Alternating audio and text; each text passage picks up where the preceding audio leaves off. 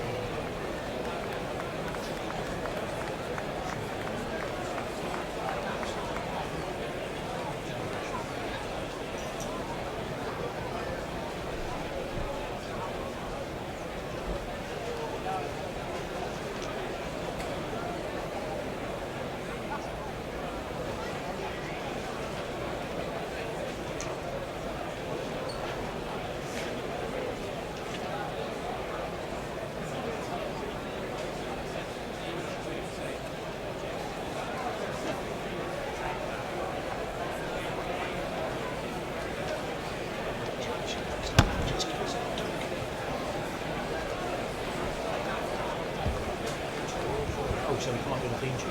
Oh, right. Guerrilla cricket. Apologies for the lack of an opening jingle, but James Sherwood and Meisterwerk will have to wait for another 70%. That's right. We've started the day 4, with our jingle machine restarting. Welcome, wherever you are in the world, to Guerrilla Cricket. You join us for day 4 of the second test between New Zealand and England at Seddon Park in Hamilton, England. 269 for 5, trailing by 106. The first Test 100 for 9 months by England's under-fire captain Joe Root, in partnership with Rory Burns, looked to be getting England into a very comfortable position indeed. But then a mini collapse sparked by a actually very well executed run out by Jeet Raval of Rory Burns coming back for the second means that England still have plenty of work to do in order to take a first innings lead and increase their chances of winning the test and squaring the series. I am Nakul Pandey, taking you through until the first half hour of play here on day 4, and I'm joined to my right, watching a jingle machine at the moment, is Tim Part. Hello, hello, hello. And to my left, reading your very real tweets and your very real YouTube and Facebook Live messages, is Tony Bishop. Hello again.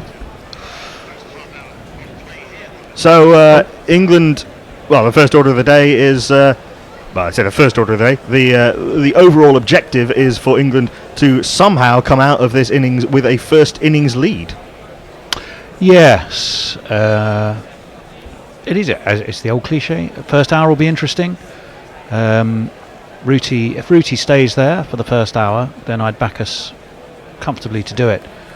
Early wickets could most definitely change the way we feel about that. Yep. Joe Root at the non-strikers end on 114, and Ollie Pope will face the first ball of the day, which will be bowled eventually by Matt Henry, 1 for 56 in partway through his 22nd over. They broke partway through an over yesterday because the rain came late in the day at Hamilton, as it did also on day 1. Ollie Pope 4 off 19, Joe Root 114, not out of 278. Matt Henry starts from the members' end with 2 slips in the gully, backward point cover, mid-off, mid-on, mid-wicket, and a man back on the long leg boundary. And Ollie Pope starts with a very nice nudge off the back foot, wide off gully. Mitchell Santner runs back from the point boundary. I was about to say the Pope boundary for a second, to field this, and they come Dutch through bouquet. for 2 as the anthems ring out around Seddon Park as Jerusalem is belted by the Barmy Army. We see our friend Dutch Bird Kate standing next to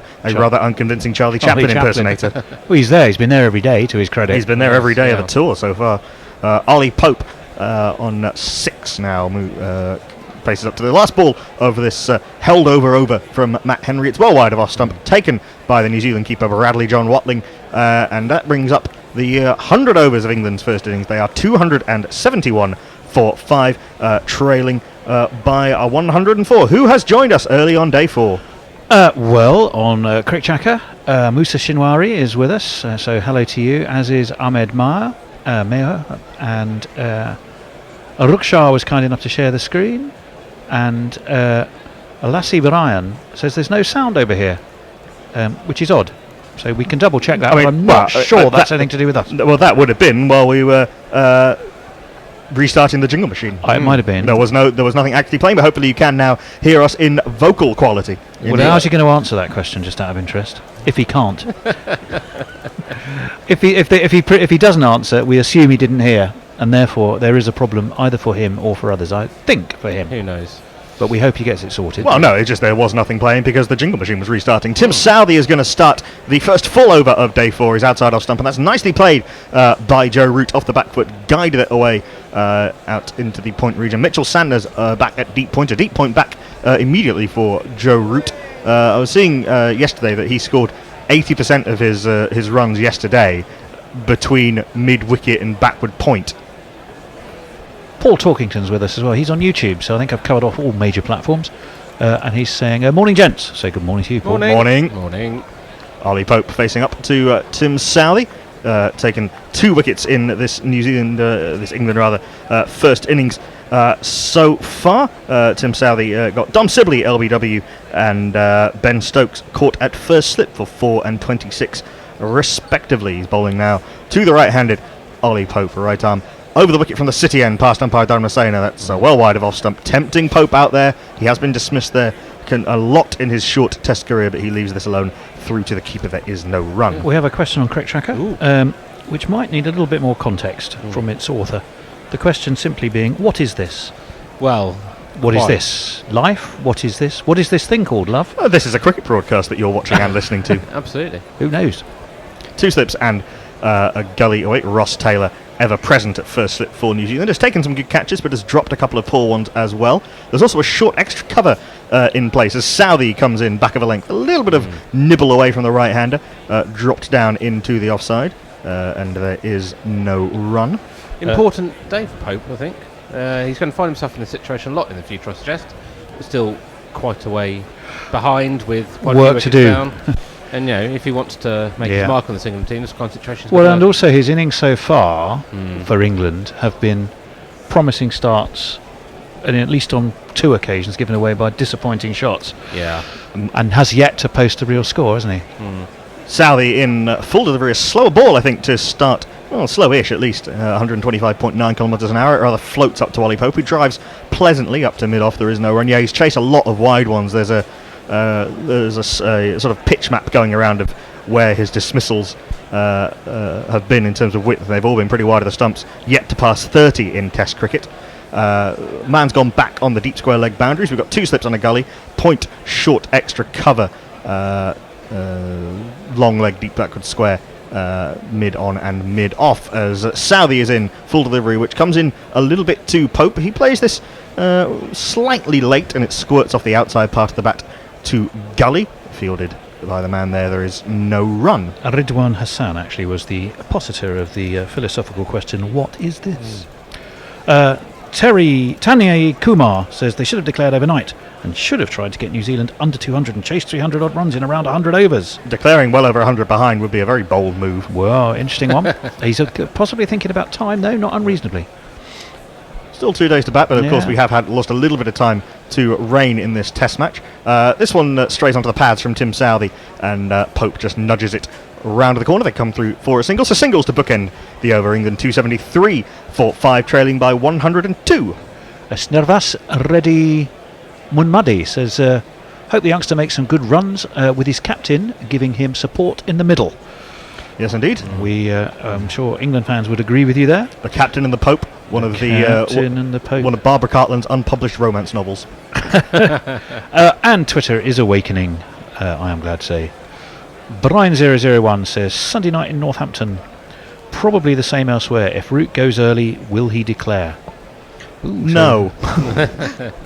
I don't think so. I think there's enough batting to come, and England want parity as a minimum. Yep, still Pope, still Woke, still Curran, so at least in theory, plenty of batting to come. Henry is going to continue proceedings from the members' end. He's in and bowls tight to off stump, a little bit back of a length, and Pope punches this off the back foot up to Daryl Mitchell at mid-on. There is no run. To go back to the question, what is this though, and that last question, what is this? It is how competitively do we see this? Because England might go, well, if we bat long, bat deep, get bags of runs on the board and nearly win, although we lose the series, there were no World Test Series points on it. Henry in short ball. Pope's a little bit early on this attempted pull shot. He was certainly there for the pull, but he was very early on it, and it looped off the top part of the bat. Luckily over mid-on and mid-wicket. Daryl Mitchell runs back and intercepts this halfway to the boundary, but Pope was not in control of that shot at all. Sorry to finish that thought, and that's not the first time that young Ollie has done that. If we lost the series, drew this game very creditably, would we still consider that a result? Because that in turn answers the way Joe Root might think about, do I need to win this game?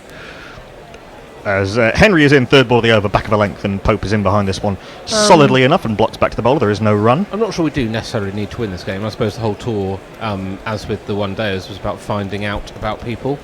And so I suppose it's how you view how much you found out about Messrs Sibley, Crawley now, Pope, and the host of people who played a part in the one-day series, if not the Test. Absolutely. So there you are. The T20 series, yeah.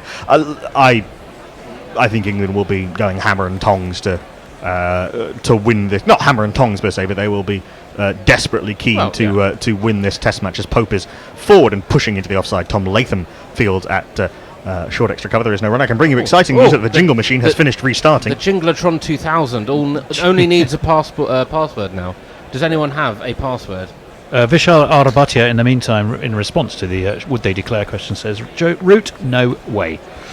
And we kind of agree with you. Manar. England are not at all in position to declare at this stage, as Henry is in full delivery and a little bit of in-swing to the right-hand of Lee Pope. He drives fluently enough, but well fielded by Henry. There is no run. That 2, by the way, brought the deficit down to exactly 100 for England. England 275 for 5.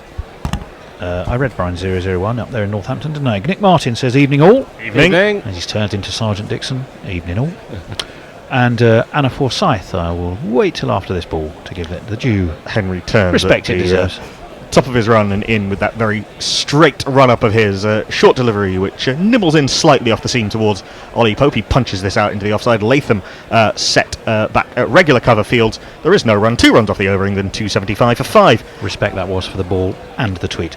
Anna says, hello Gorillas. Hello. Curing my blues after a playoff loss in our netball league with shopping for mulled wine suppliers and your lovely comms. Oi oi. Oi oi. Absolutely. Oi oi. What's your mulled wine of choice? Question. Well, what is the wine that you choose for mulling, or what goes into it? That's a good question. Are you A, mulling your own wine, or B... absolutely awful wine, I would hope, because if I caught someone mulling good wine, I think I'm not sure what I'd do. But I'd be most upset. I think mulled wine is actually probably slightly below cooking wine in the rankings. Indeed. Right, how many jingles do I have to play in a row here? Let's go for 6?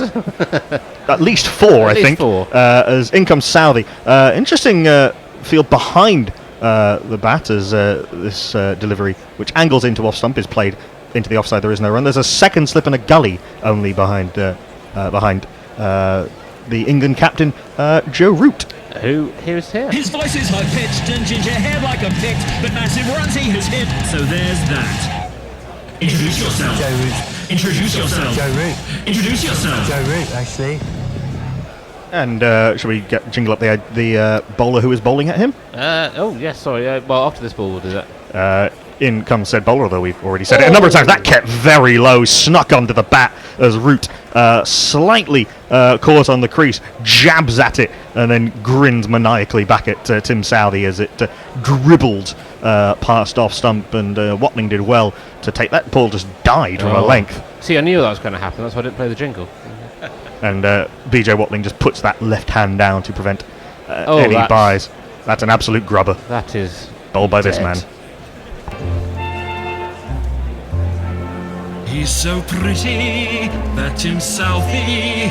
He's so pretty and witty and bright, but Tim Southey's not as pretty.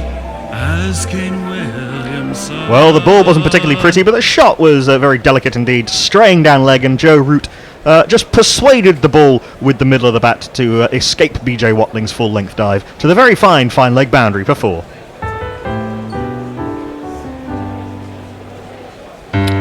Scraped the face of the bat, I think. Oh no, it's given byes, in fact, it missed everything.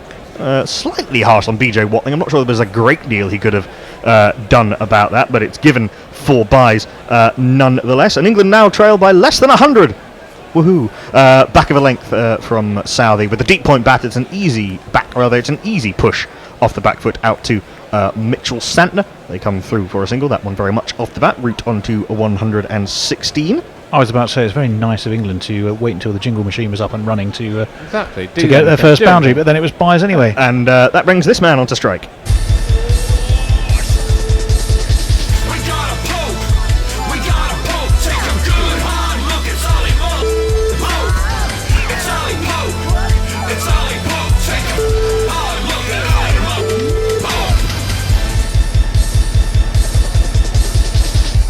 Yeah, I think you're right, Tony. He's yet to establish himself or give any kind of sense of permanence in Test cricket. Early days, yet of course, only his 4th Test match. This is back of a length from Southey, and he plays this with closed face into the offside. Latham fields at short mid-wicket. There is no run. No, but what I meant was he's shown the promise, but not the discipline. Well, yeah, this is what I was going to say earlier when we were talking about whether... That's a big issue, isn't it, for a number of players? When you're saying, do England really want to win, I'll say yes, a Test player's career is so preciously short. I don't know what the average number of tests per player over history is, maybe 17, 16? I think it'd probably be a lot lower for England than for some. As an average, yeah. Yeah, Obviously, many have played yeah. many more, but you're right. Southey's in last ball of the over. Full and wide outside off stump. That is the kind of ball that Ollie Pope's got out to quite a few times in his brief Test career. It wasn't quite full enough for the drive and came in sharply, actually, off the seam and beat Pope on the inside edge. Big yawning gate between bat and pad. And his head not really over the line of the ball, but missed inside edge, missed off stump. He survives. Just the 1 run off the bat, but 4 byes in that over the 103rd of England's innings. They're 280 for 5, trailing by 95. Speaking of runs, the GPL is of course open. Our competition where you can guess the number of runs that will be scored in the day's play. We've had a few winners recently. Somebody won £98 during the first Test match, and there's £51 currently up for Lancashire grabs lad. in the pot. Lancashire bloke. Lancashire bloke. Lancashire lad just sounds like a horse, doesn't it? And it's Lancashire lad coming up the inside. Devon looks forward. Lancashire lad wins by a nose. Exactly. You could be the new Peter O'Sullivan of guerrilla cricket. Awe of horse racing commentators. They're incredible. As Henry comes in, back of a length outside off stump, keeps it a little bit low. Root defends solidly into the offside. Latham, who's fielded almost every ball this morning, fields it cover. There is no run. Yes, so the way that the GPL works is you guess the number of runs that will be scored in today's play.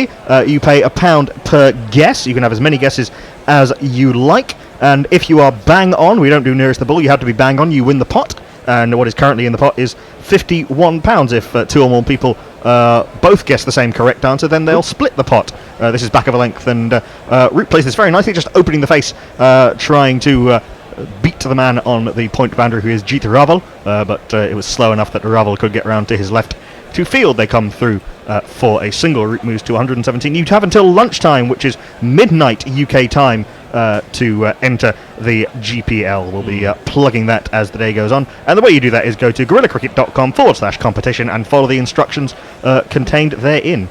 As Henley is in shortish mid-wicket in place for Ollie Pope. That's a poor ball outside off stump, but save of the fact that Pope slightly mistimed it again to Jeet Raval.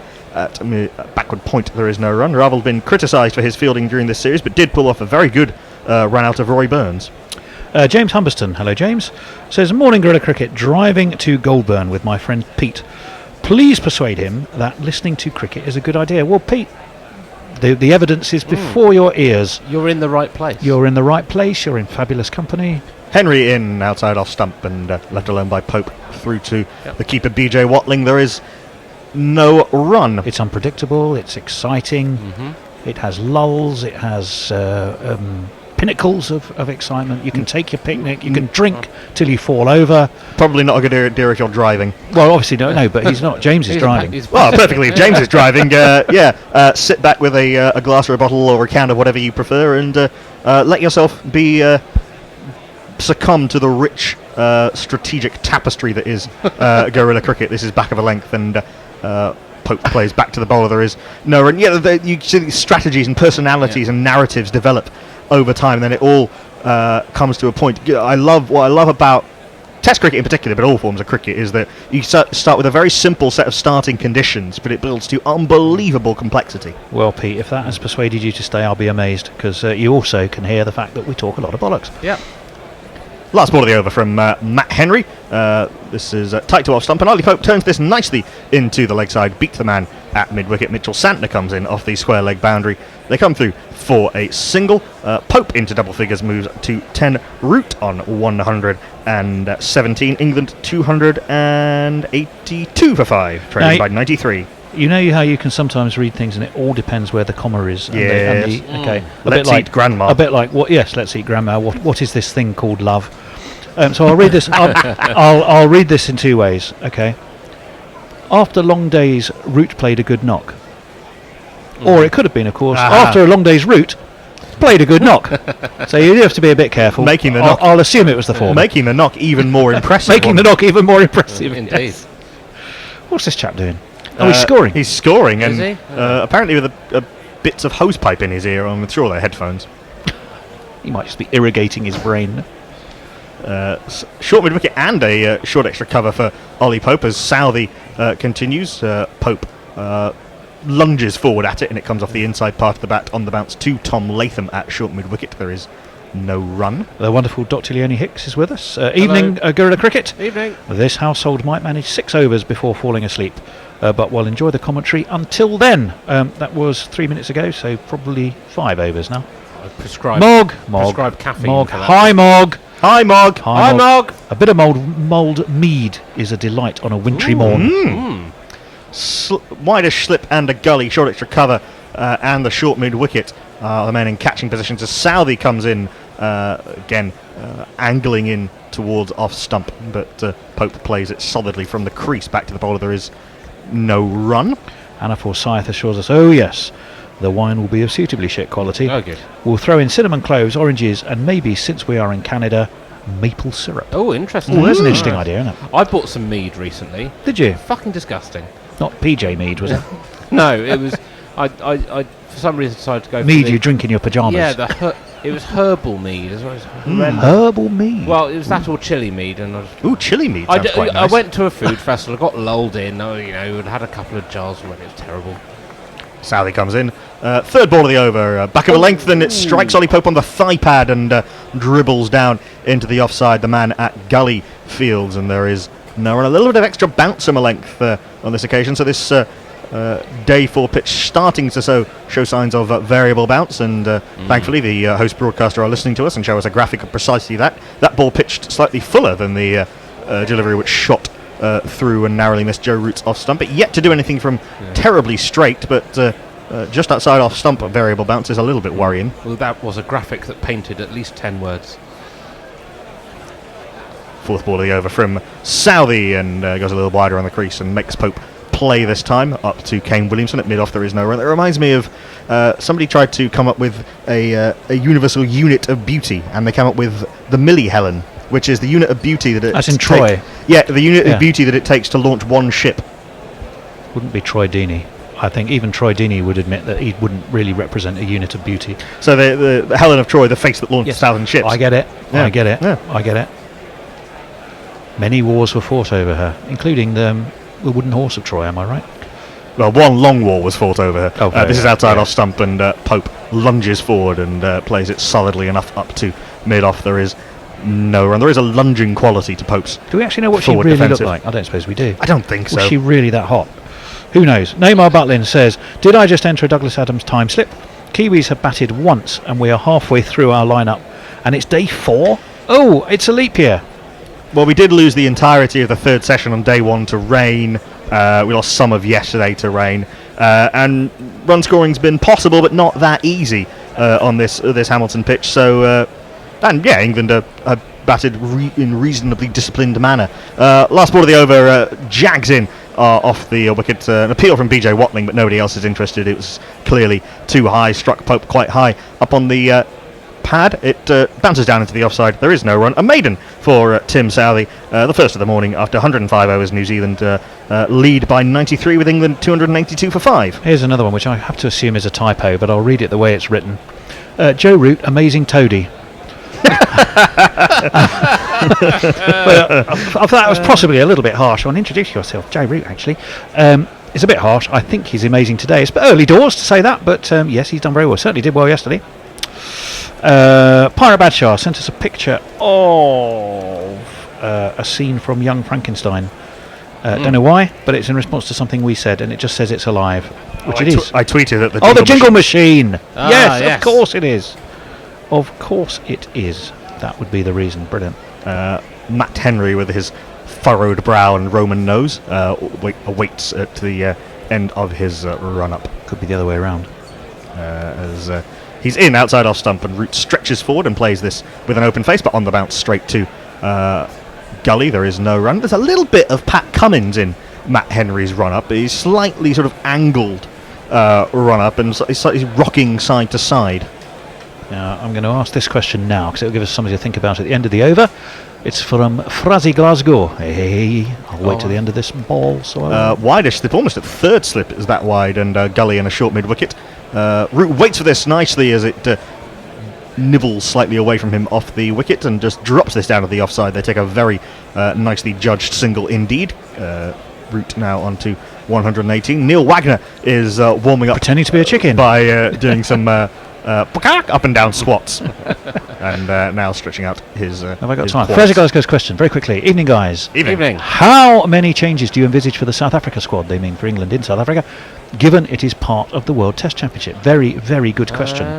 Third ball of the over from Matt Henry. He beats Ollie Pope outside off some. That was Fuller, drew Pope into the stroke and just moved away from him at the last minute to drag him wide. A good delivery from Matt Henry, particularly to Pope, who does like a flash through the offside. It did move away late, but missed the outside edge mercifully for Pope, and through to the keeper. There is no run. I mean, I think one change that England definitely want to make is to bring Jimmy Anderson back into the 11. That would be definitely the obvious one. I think they hope Sibley will stay, although he's not really booked a firm ticket. Henry in Fuller, and Pope plays this one nicely, but straight up to Kane Williamson at mid-off. There is no run. There's not much mileage in dropping Sibley after 2 test matches. Crawley we've probably not seen enough of. Parkinson we haven't seen at all, and yet no. I would be disappointed if he didn't make it. Think Mahmood going to get any play? Well, I mean, there's Anderson and Wood. If Anderson would have fit again, I'm not sure there's a place for him. I think if Anderson would have fit, then I think Sir Clear Mahmood is going to be Sakib, I keep getting his name wrong. We do this all the time. Outside off stump, and that's nicely played by Ollie Pope, going through cover this time rather than mid-off, but can't beat Tom Latham at extra cover. There is no run. It's a little bit concerning for Ollie Pope if he's playing very nice shots straight to fielders, because he does like to play his shots outside off stump, which is all well and good, but one gets the impression that he might be someone who's frustrated easily. Will he have a slip? A wide slip with Gully and the short extra. You got a deep backward point, cover, extra cover. Henry's in outside off stump, and where Root was able to turn a very similar delivery into a single, Pope jabbed at it hard-handedly straight to extra cover. Good probing over from Matt Henry, just to the 1 run off it. England 283 for 5. Tim Everingham says, "Good evening, Gorillas. Good evening. I know it's a long shot, but I heard a normal song and I immediately recognised it as a jingle. My friend told me that the song is called Like Someone's Watching Me by MJ, but I haven't found anything. Somebody's watching. Is help possible, or am I rambling? Is that an old one or a new one? Can you sing it to us, Tim? I can't sing. I don't know it. No, I meant Tim Everingham, that's whose it, tweet okay. it was. There's more than one Tim here. Shocking. Well, what Tim? Indeed. Sound like Nakul knew it. There we go. Somebody's watching me. That does ring a bell. We've got a jingle on the based on that song, and I can't remember who it's for. That's what he's asking. Southey in back of a length, and comes from the top of off stump. Or rather, it was angling in towards the top of off stump, and Joe Root plays off the back foot. Back to the bowler. There is no run. I do know that one because someone sampled that as the base of some god awful modern song. Yeah, I'm trying to remember Yeah, which. in my young fogey I'm mode trying here. to remember which player we. Well, Ravi's sent a picture of evening, Ravi, by the way. Evening. I know I've missed one of your tweets, but it might have been answering this question of the Allman brothers. So, Rambling Man, could that be it? As Southey is in, goes a little bit too straight, and Root is able to turn this away into the leg side. Ravel on the deep mid-wicket boundary, or rather the square leg boundary, comes around to field. They come through for a single. Root moves to 119. Well, the musical encyclopedia of Ravi Nair has sent a picture of one of the Allman brothers. I don't know if it's Dwayne or the other one, from Rambling Man. In a direct answer to Tim Everingham's question. Oh, I think Tim. that's possibly your answer. No. Tim was saying, "Am I rambling?" Oh, as in Rambling Man. Tim was Oh. saying he was rambling, so Ravi Nair called him the Rambling Man. As Southey is in, short ball. Did that slightly clip Ollie Pope on the top of the head and go through to BJ Watling? Watling's taken it very well, sort of diving and jumping up to his left behind the sticks. Seeing this from Tim Southey. Oh no, it went way over Ollie Pope's head. Probably should be signalled wide. Tim has shown me a YouTube clip of a song by Rockwell called "Somebody's Watching Me." I think 1984, apparently. I think it was then sampled by. Oh, it's somebody else. Shaheen Shah Afridi. That's who the jingles. That's who we use that as a jingle for, That makes as the base sense. for a jingle. Do we? Yeah. Okay, and it's nothing to do with the Allman brothers. No. Southey in fourth ball of the over, having just bowled a short ball, which should have been signalled a wide, but I don't think was. Goes fuller and more outside off stump, and Pope plays solidly into the offside, and there is no run. Nick Martin's reply to my comment a while ago was, "Helena Troy really that hot?" Says Tony has very high standards, obviously. Okay. Ravi says, "I'm listening for now. It's blooming 3:15 in the morning. To your loveliness. I'm trying to think of something that might make Knuckles giggle. Is I'm that- failing. is that a- Need to fail harder, as Sorry, is Samuel that a Beckett said. title? Your loveliness. Your royal loveliness. Fifth ball of the over from Southey. That's a terrible ball. So terrible I got caught between calling it poor and calling it terrible, but it was terrible. Down the leg side, and it limply finds its way into BJ Watling's gloves. Well, the question they then come would through be, for a single. if it was a title, which one of us would it be? Hmm. It's 3:15 in the morning, and you're listening to your loveliness. So it's either collective loveliness or individual loveliness, in which case, there's a question. Your royal loveliness. Your royal loveliness. Anna Forsyth says, debating whether Helena Troy was really that hot. You don't get that anywhere else. No, you don't. Probably true. As Tim Southey is in back of a length, and Pope plays this in jabby fashion into the offside. I think that's Daryl Mitchell fields at short cover. There is no run. 284 for 5. England lead by, or trail rather, by 91. Been a mostly solid start for England, bar the one airy drive from Pope. Mog says, I understand that Helen should really be 1186 or 1186 or so ships if Homer is to be trusted. Oh, that's true. Yes, Homer does list in Book 2 of the Iliad every single ship that the Greeks sent, and if you count them all up, that chapter is often skipped by people who want to read the Iliad because it's interminable. Well, clearly not by Mog. The drum. The well-read Mog. The drum solo of oral poetry. Oh yeah. The drums. The plot basically stops so that we can get an exhaustive list of ships from all of the different Greek islands. That's the drum solo. Yeah. The rest of the band goes for a pint. People may not know that Gorilla Towers seems to have had a bit of a tidy in recent Oh, times. extraordinary. I think. We've got scented candles. I just listeners, in the co- I just found this under my chair. Oh, this thing that has been held up. Well, we'll come to the story of this lovely knitted item Oh, the tea cozy, yeah. after this jingle, because we do have a change of bowling from the members' end, and replacing Matt Henry is this human catapult. Oh, Mr. Wagner. That's Neil Wagner. He's my boss. And when he takes 5 wickets in an over, it was moid. He's reverted very early on to, or resorted rather very early on to his very wide of the crease angle from round the wicket. Starts with not a short ball, but a link delivery which Root defends off the back foot into the offside. There is no run. Yes, this knitted item. So this is a knitted representation of Ireland's superb test jumpers, and it was knitted for us by Dr. Leonie Hicks, and is indeed a tea cozy. Oh, it's not. I was going to ask whether it was for a baby or a dog. A baby for a teapot. It's for a teapot. It's for a teapot. This is again fullish and tightish to off stump, and Root defends out into the offside. There is no run. 1 for 76, Neil Wagner in this innings thus far. Ravi Nair says the real question is, was she zombie hot? Zombie hot enough to lose her arm? Chris Drew says, get Parky on in South Africa! Exclamation mark. That's exactly how it's punctuated as well. Yeah, we agree with you. Well, or I do at least. Matt Parkins has got very solid first-class numbers, as I keep saying every time this comes up. Full delivery outside off stump, but with Wagner's angle from around the wicket, it came with the inside part of the bat and dribbled out to short mid-wicket. There is no run. But Moeen Ali will be in contention probably for the South Africa tour, and Adil Rashid might be fit again as well. And of course he got Jack Leach, so it's not as though England are short of spinners, which makes the fact that they're not playing even one of them, even one spinner in this Test match, all the more baffling. Would it be harsh to say we're short of good spinners? No, I think I think all of those three have done very good service for England at various times. There's the first short ball of the day from Wagner, and it's comfortably played by Joe Root, just helped round the corner to Daryl Mitchell at long leg. They come through for a single. Earlier on, on Cricket Tracker, we had the question, what is this? We now have MD Razel, who's simply saying, why? I don't know. Our Cricket Tracker Why am I followers here? are in existential mood, Am I really here? If you could save these questions for when Josh Robinson's I on, think it therefore would- I am. it would which be- should be at the end of this over in just 2 balls time. We've got 2 men. He will answer all your existential questions. Yeah, just hold that existential question until Josh stumbles his way in. Indeed, he is crazy. And he has, stumbling in he comes. Full delivery from Wagner. There's interesting feel. There's 2 gullies basically and 2 men back on the hook, and short extra cover as Wagner goes full and Pope drives out into the offside. There is no run. Wagner dismissed Ollie Pope with a very wide delivery in the second innings at Mount Maunganui. It was a knuckle ball that was well wide outside off stump, and Pope somehow contrived to sort of chip it into the offside, where Mitchell Santner took a catch that was every bit as good as the shot was bad.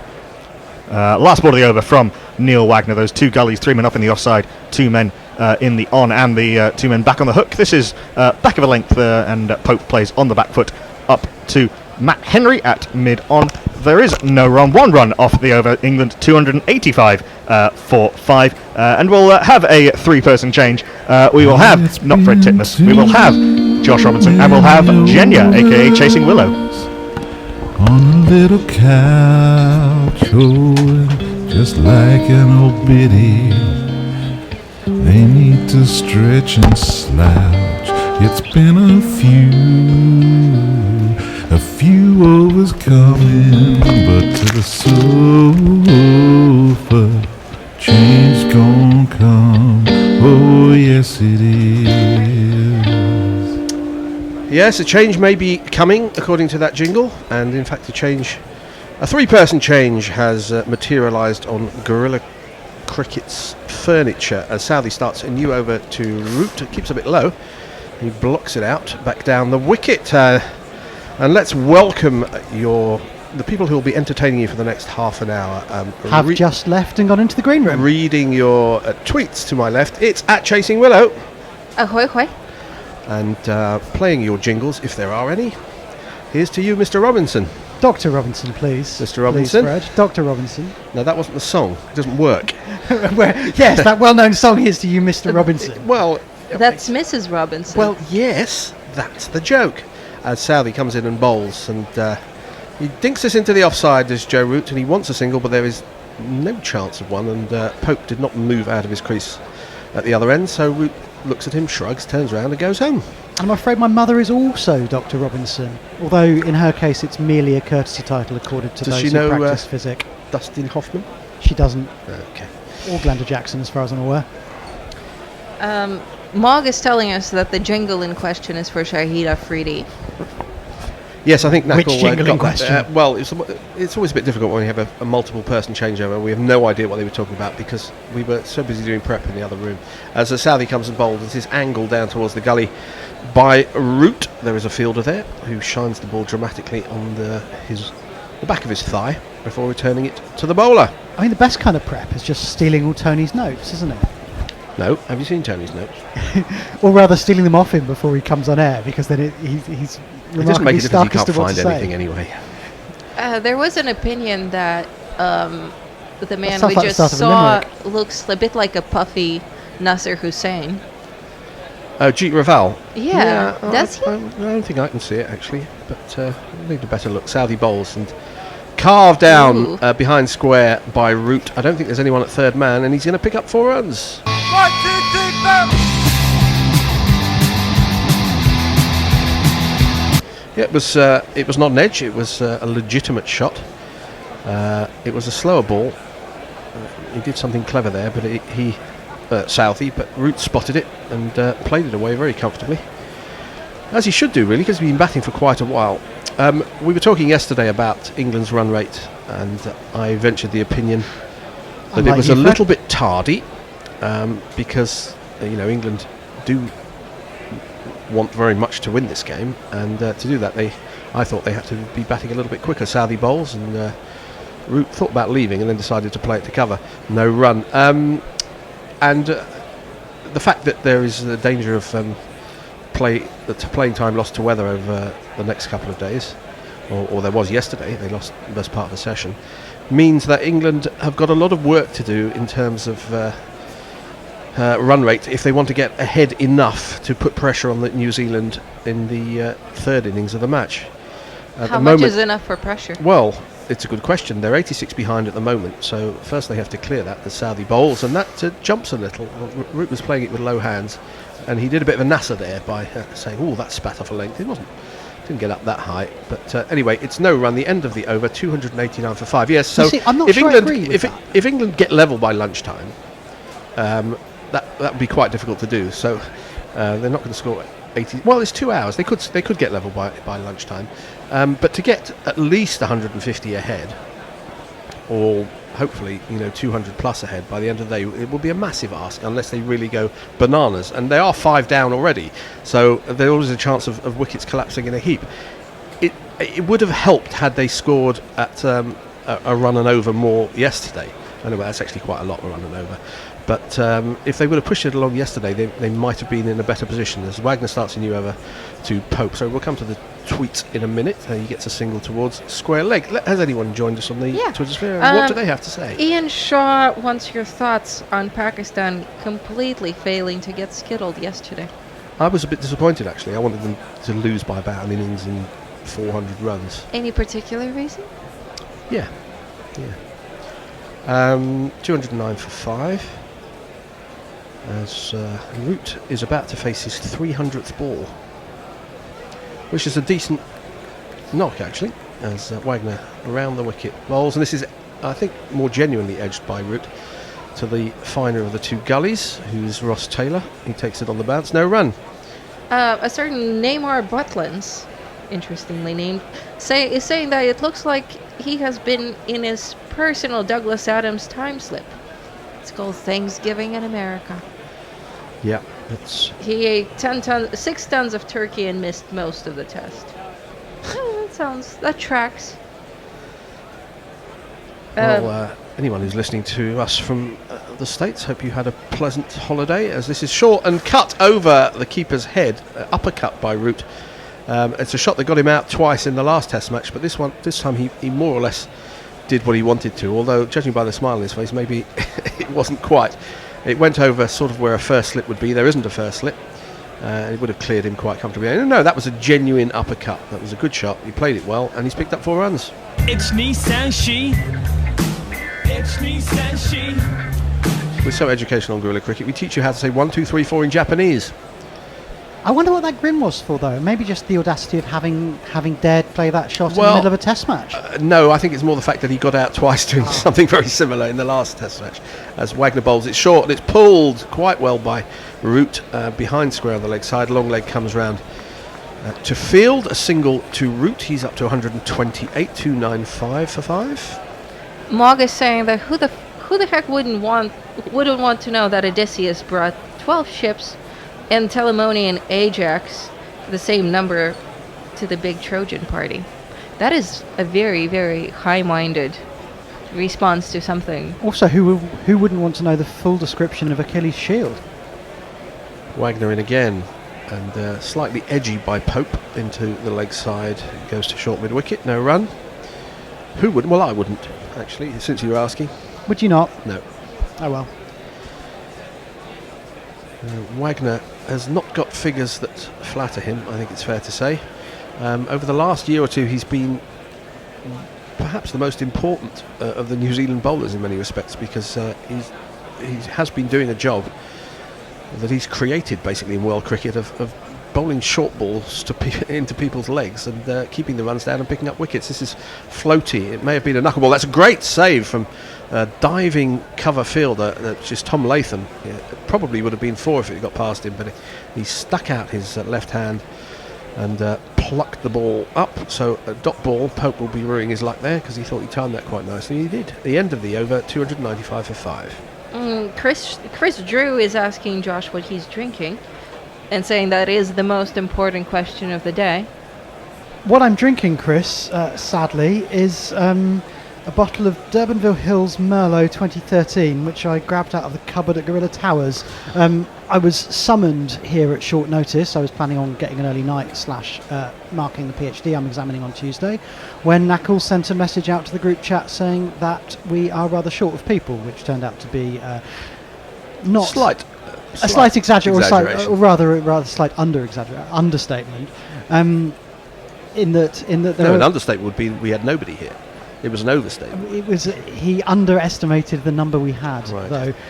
So I didn't have the time to find some decent booze, and I'm drinking this crud, which is just about passable.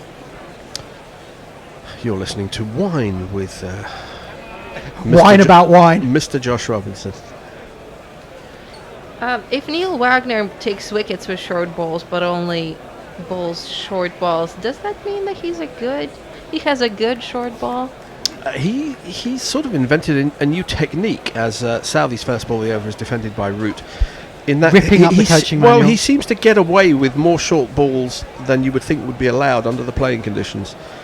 There was times when he would bowl sort of 5 or 6 short balls and over, and they were just not short enough to not be called. Sort of armpit height rather than it's above shoulder, almost body right? line, to be honest. And he would have a short leg, he'd have a leg gully, and he'd just keep bowling there, and people find it quite difficult. This is short and doesn't get up very far, but Root pings it away through wide mid-wicket and down to the boundary for one of these.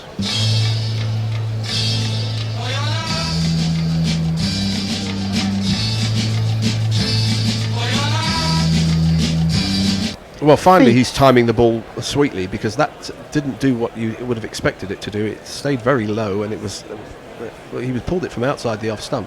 Without any real footwork either, No. just sort of fetching it, perfect sweet timing through the hands, threw the ball out towards mid-wicket, but his feet stayed very much on the stumps where they were.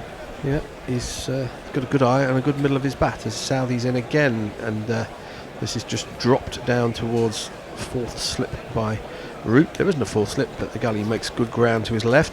I think it might be quite hopeful for England that the ball seems to be keeping low, because if England can get some sort of a lead, and it's not guaranteed by any means, they could find themselves with a deteriorating wicket on which to bowl with their 5-pronged seam attack. No slips now as Southey bowls to Root, who just angles it to gully, no run. We're being gently sledged that the last changeover had what could only be known as plumber's crack. And the hashtag is long-time listener, first-time viewer. Well, it's a good first impression. Hello to you. It's hello good to you all. It's good to be vulnerable, they say. As what are we looking at? A graph of Joe Root's test batting by calendar year. That's a bit arbitrary, as Southey comes in and bowls a very full and not a very quick delivery. But Root drives this up to mid-off, where Williamson fields, no run. 299 is England's score, which means they trail by 76 runs. 70 odd. 76. But again, 5 wickets down. There's a lot that could happen, and I have to say, I regret to say that I think the most likely happening for the rest of this game is that it peters out into a fairly tame draw. But you never know. That's why we watch live sport, as Root just drops this into the offside, thinks of a single. There isn't one there. The end of the 111th over, 299 for 5. Any more from our friendly tweeters? Or other tweeters. The tweeters are No, a we've little got bit those. quiet, but people over on, I think this is Craigbuzz, right? It's Crick Tracker. Crick Tracker. Yeah. I stand corrected.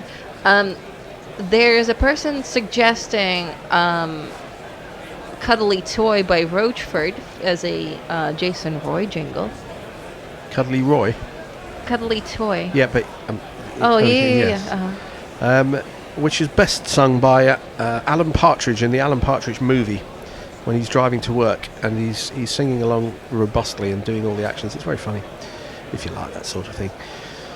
Ollie Pope is going to face Neil Wagner, and he's got 11 runs from 57 balls, which gives you some impression about how England have got a little bit bogged down, but it may be the right scoring pace for this wicket. So it's short outside the off stump, worked out to point by Pope, but no run. Srinivas is saying that is asking what the chances might be of rain impacting play.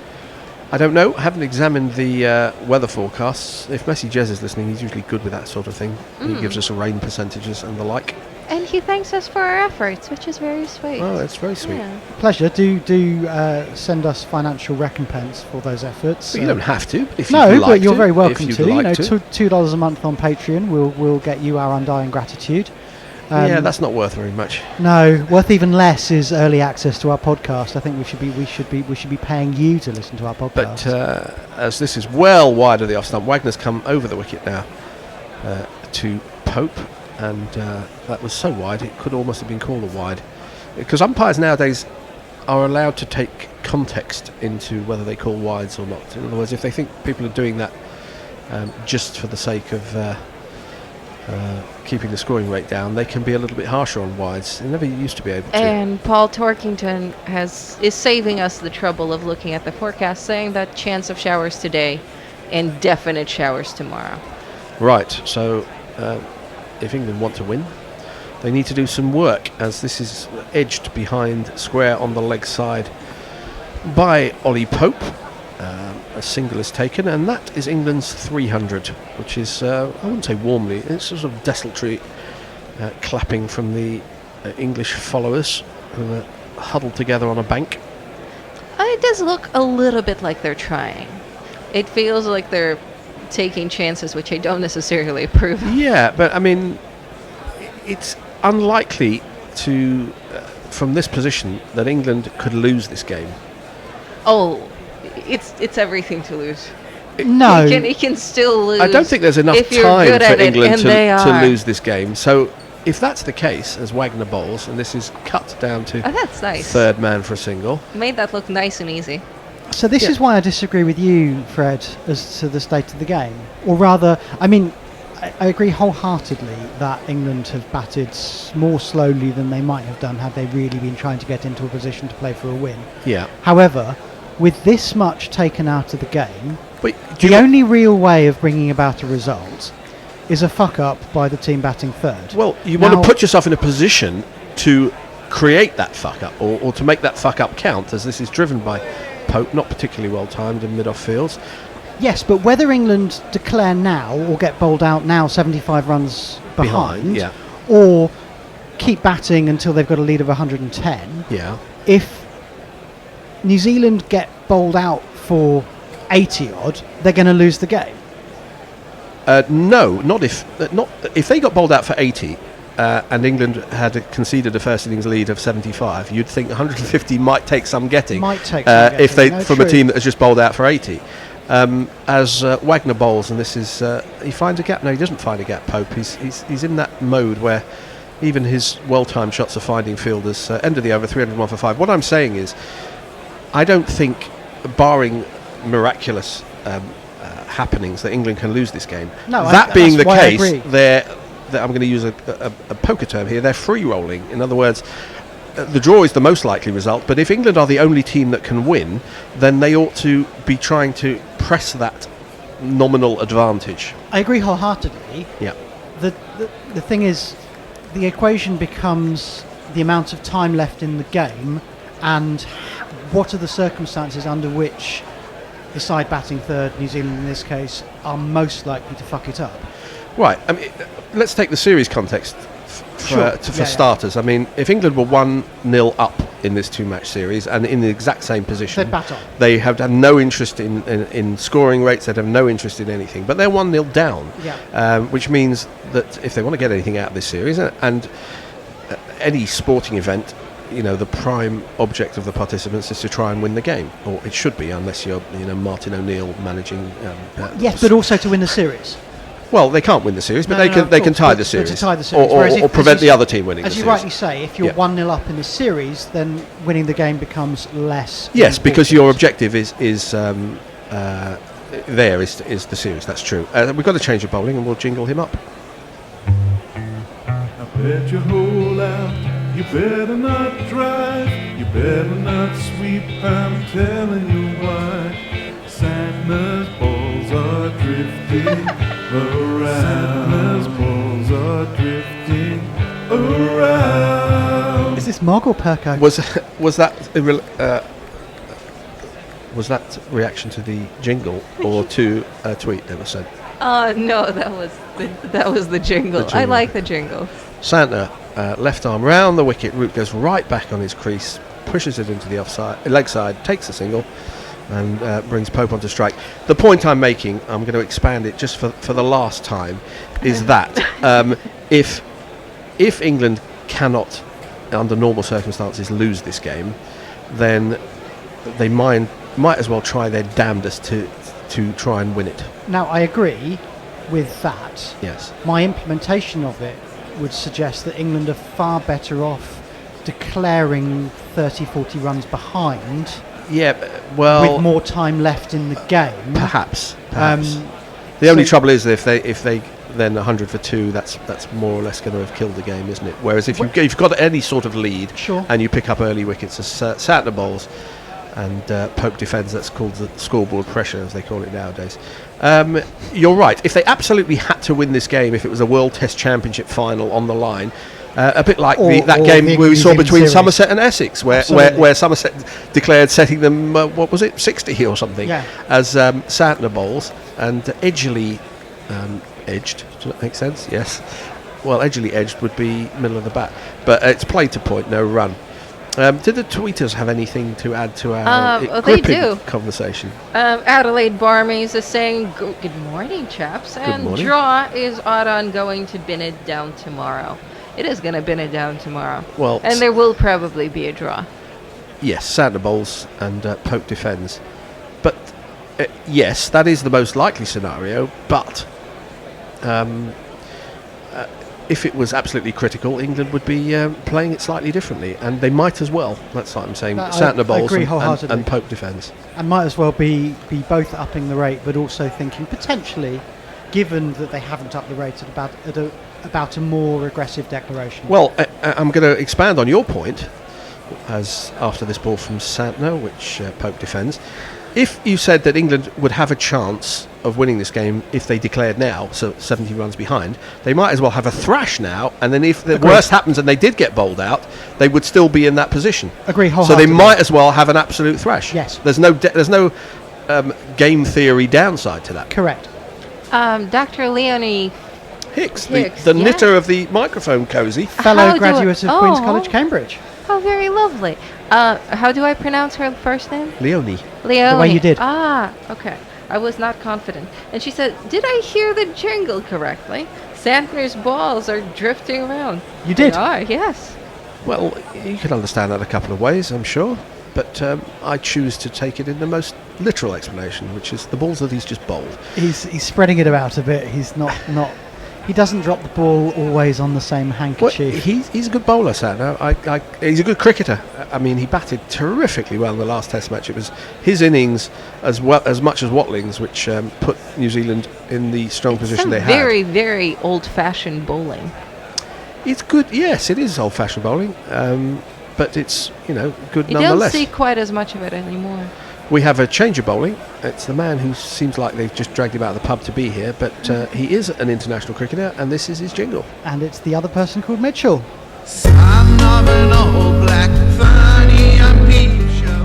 Wrote that book of Daryl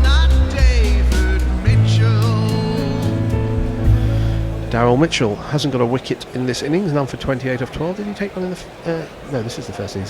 This is driven by Root to extra cover, no run. This is his test debut. He looks like a bits and pieces cricketer. He batted, by all accounts, well. I didn't see that day's cricket. But his bowling looks a little bit ordinary. His run-up is interesting in that he looks like he's running for a bus that he's not sure is his. They have numbers on the back. Of the players or the buses? Mitchell bowls down the leg side. Phil. That's easily tucked around the corner by Root. He probably should have tried to flick that finer, but he gets just the single. He doesn't bowl very quickly. Nearsightedness is a thing. Wearing glasses, I think, would have taught you that.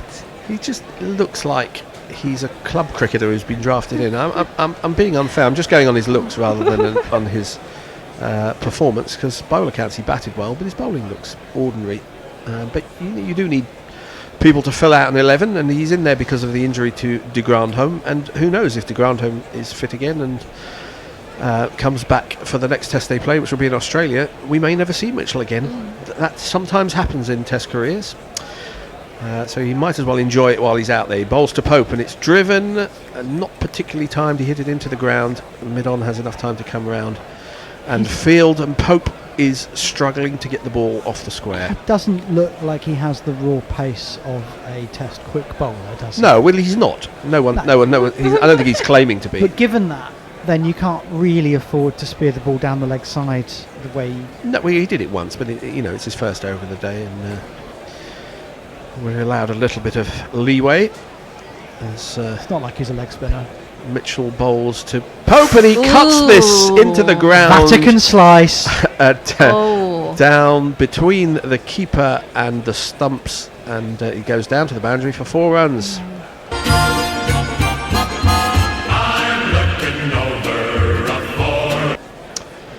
Full-blooded Vatican slice that was. Well, it was an under edge. The ball kept very low.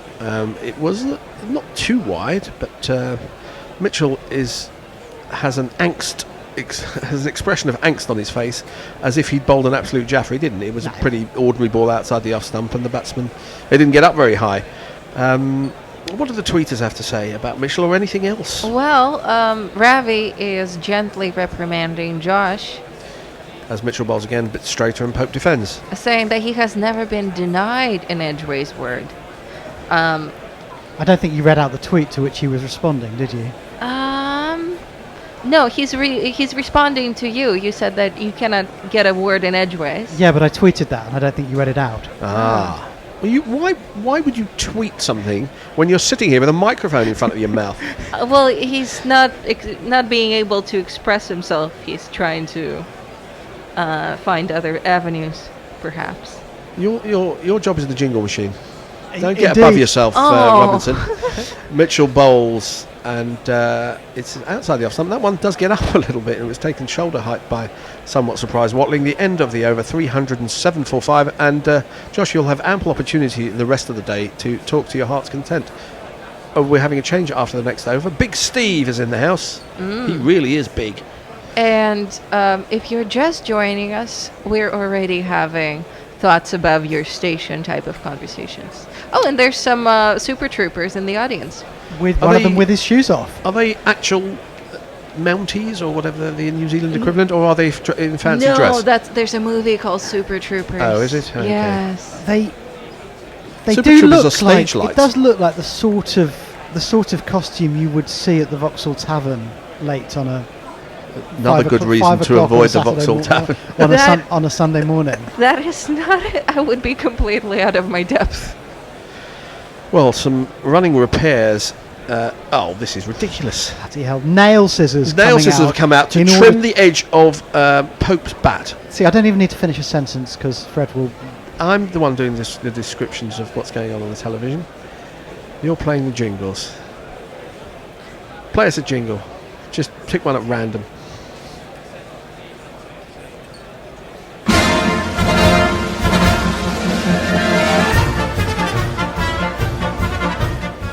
Wagner comes into bowl, and this is an attempted drive through the offside by Root, and he goes out to deep mid-wicket for a single.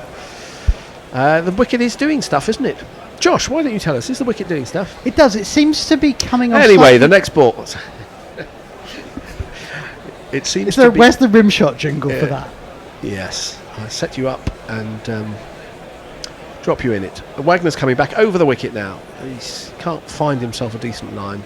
Yeah, it is keeping low, isn't it? It does. It seems to be sticking in the pitch a bit as well. Pope in particular is through his shots before the ball gets onto him, which is why he keeps finding that inside edge, whether just missing his off stump and beating the keeper down the inside, or whether in that case trying to drive through the offside and only hoiking the ball out along the ground to mid wicket. Wagner bowls and Pope tries to drive square on the offside, misses the ball, which is the cardinal sin, you might say. On that tip, that a Ravi Mrs. is Pun? also telling you to swallow the mic more. Whom? Whatever that would mean. It's Ravi telling me to swallow. Exactly, yes. Cardinal, Pope, that's where I was going with that. I thought it was a Mrs. Pun. No. From Darkest Peru is saying Hello. Greta Garbo at the window. At the bloody window. As Wagner bowls across Pope, who leaves. I haven't got that reference. Yeah, I don't think I'm Well, hello cultured enough either. Hello from Darkest Peru. It's been a while since we've heard from you. I Tendant think Lord. you once came in and joined us, possibly in the jet lag, I seem to recall. Must have been probably in 2015. Correct me if I'm wrong, but I'm pretty sure we've met you.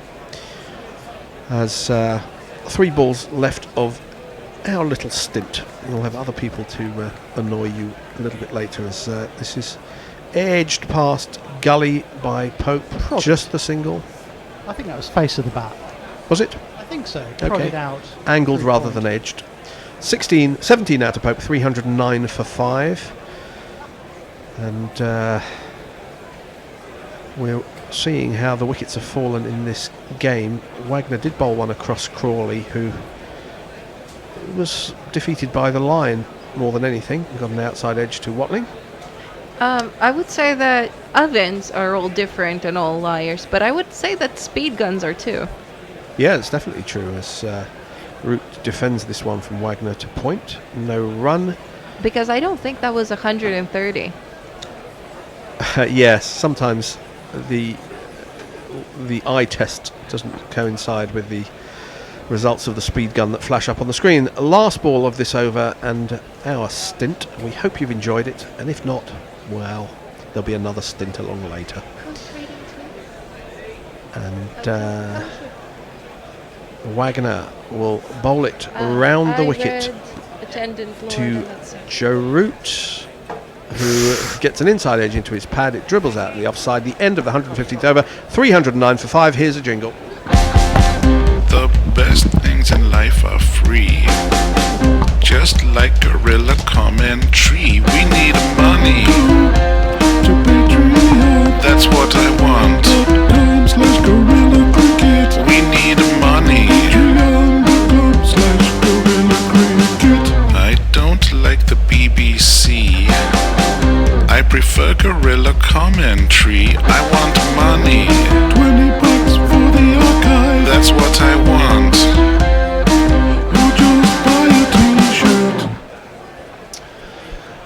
Quick change over there at Gorilla Towers. Steve Jones here to take you through for the next half an hour of the match. As Mitchell continues to bowl to Pope, who just panzers down the track. Ably assisted for the next half an hour by with Tim on tweets. Hello. And Nakul on jingles. Howdy, howdy. New Zealand, as you said, in the green room, Steve changing their bowling attack around. As we see the steward who got hit in the head Yes.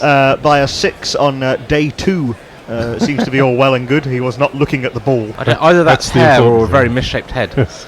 Anyway, Mitchell in again. Again, Pope just pegs us out on the leg side, and again there's no run. England 309 for 5 in the 116th over of their innings. Partnership between Pope and Root now up to 47, and it's what England would need. I think the game's getting to sort of an intriguing status now, isn't it? As to exactly, will England bat well enough to actually give themselves a proper first innings lead that might put New Zealand under pressure. And also to take advantage of the fact that there's very clearly some uneven bounce starting to develop. Yeah, so they're finding the cracks. Mitchell in again, a little bit of swing in towards Pope, but he's firmly forward on the front foot defensive and just prods that out to mid-off. And again, no run. So Pope, 17 off 77 balls, being very, very diligent. Not had any of those sort of wild slashes outside off stump, which were his downfall in both the innings in the first test. Root sort of magisterially striding on 137 from his 315 balls faced. And It's his third longest test innings so far, Joe Root, in terms of balls faced.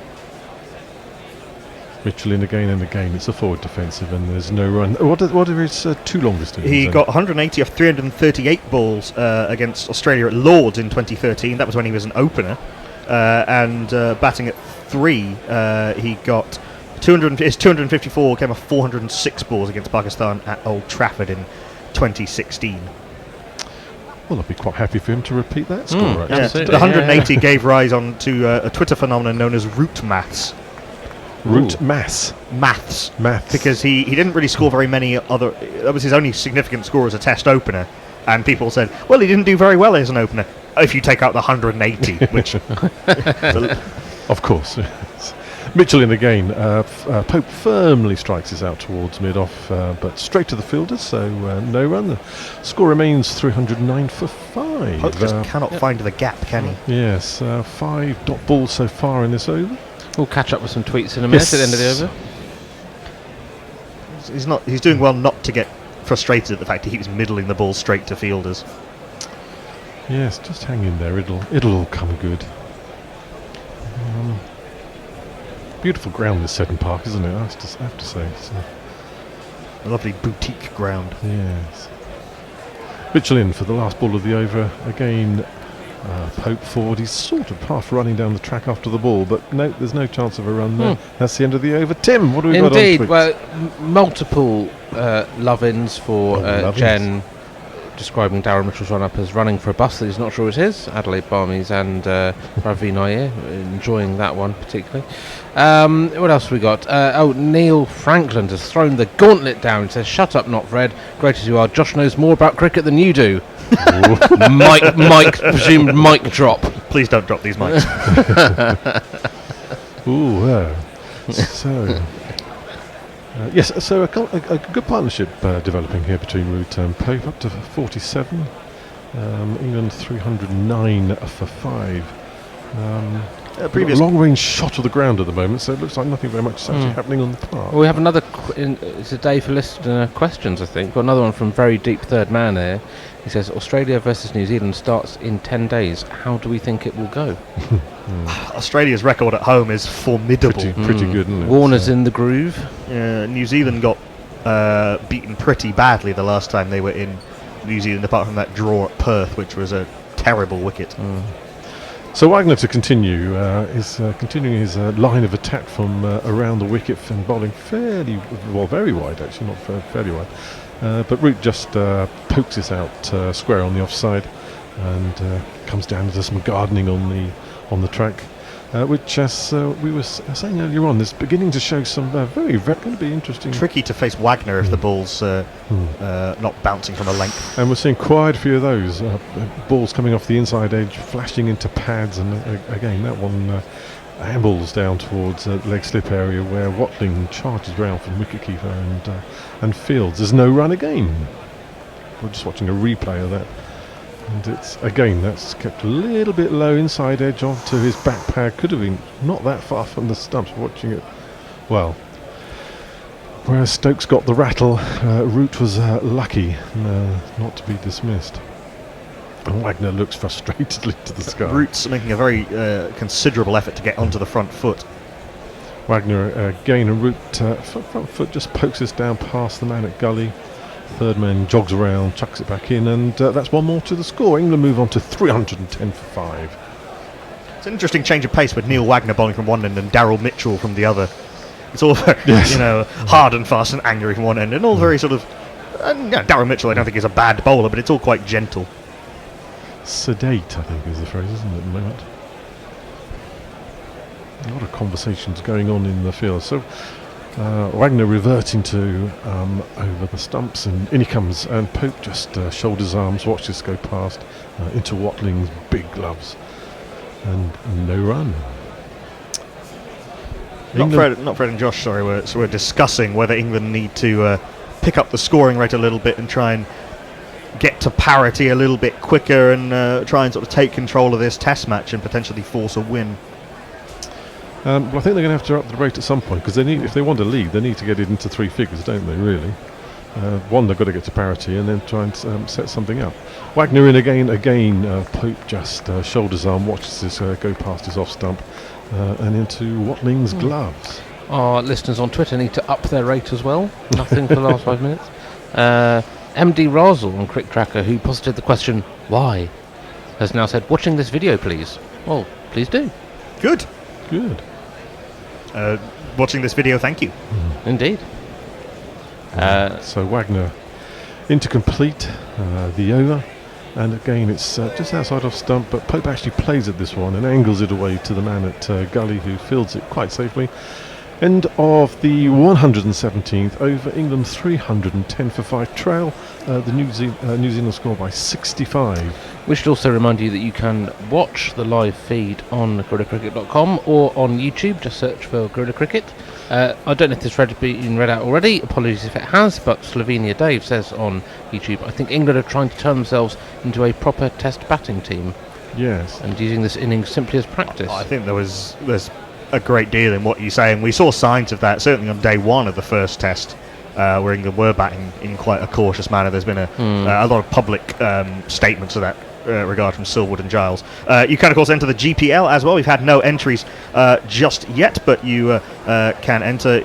You have over an hour to do so, but still get your guesses in for the number of runs that will be scored in the day's play. Go to gorillacricket.com/competition. Log in if you're already registered. Register if you haven't done so as yet, and follow the instructions. You pay £1 per guess, and as I say, what you're guessing is the number of runs that will be scored in today's play. If you are bang on accurate at the end of the day, you will win whatever's in the pot, and the pot currently stands at £51, which is not bad for a £1 Not stake. shabby at all, no.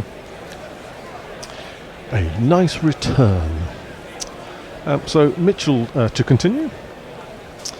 0 for 33 off his 14 overs so far. This is down the leg side. It's short, and it's just poked away off his hip by Root. Takes his score up to 139. Thinking about his 150, I hope. I am. Yeah, hasn't had a 150. In fact, this is his highest score. His first time into the 130s since his 190 that he scored back in July 2017 against South Africa at Lords. 2.5 years. Well, it's a long time. Mitchell at the end of his mark starts his run up past the umpire, right arm over, arrowing in on his off stump. Fine firm stroke by Pope, but straight into the stumps at the other end in front of the umpire, and sadly it's a dot ball. Yeah, not only can he not miss the field, when he does miss the field, he can't miss the stumps. He can't miss the stumps. Anna Forsyth has sent in a picture of her mulled wine, or the wine mulling. It's not yet mulled, it is mulling. Mulling. And she says, just need Root and Pope to get a blessing move on. Well, I agree with you entirely. Like a fine wine, these things do take time. Time, yes. And worth the wait, usually. Indeed, absolutely. Mitchell in again. Again, on off stump. Slight swing in towards the off stump, but Pope is firmly behind this on the front foot. Just jabs it back down the pitch, and Mitchell fields his own ball. It was a fast off break, basically, from Daryl Mitchell. Yeah, quick flick of the wrist as he released it. On which subject, Barry Goodman. Hello, Barry.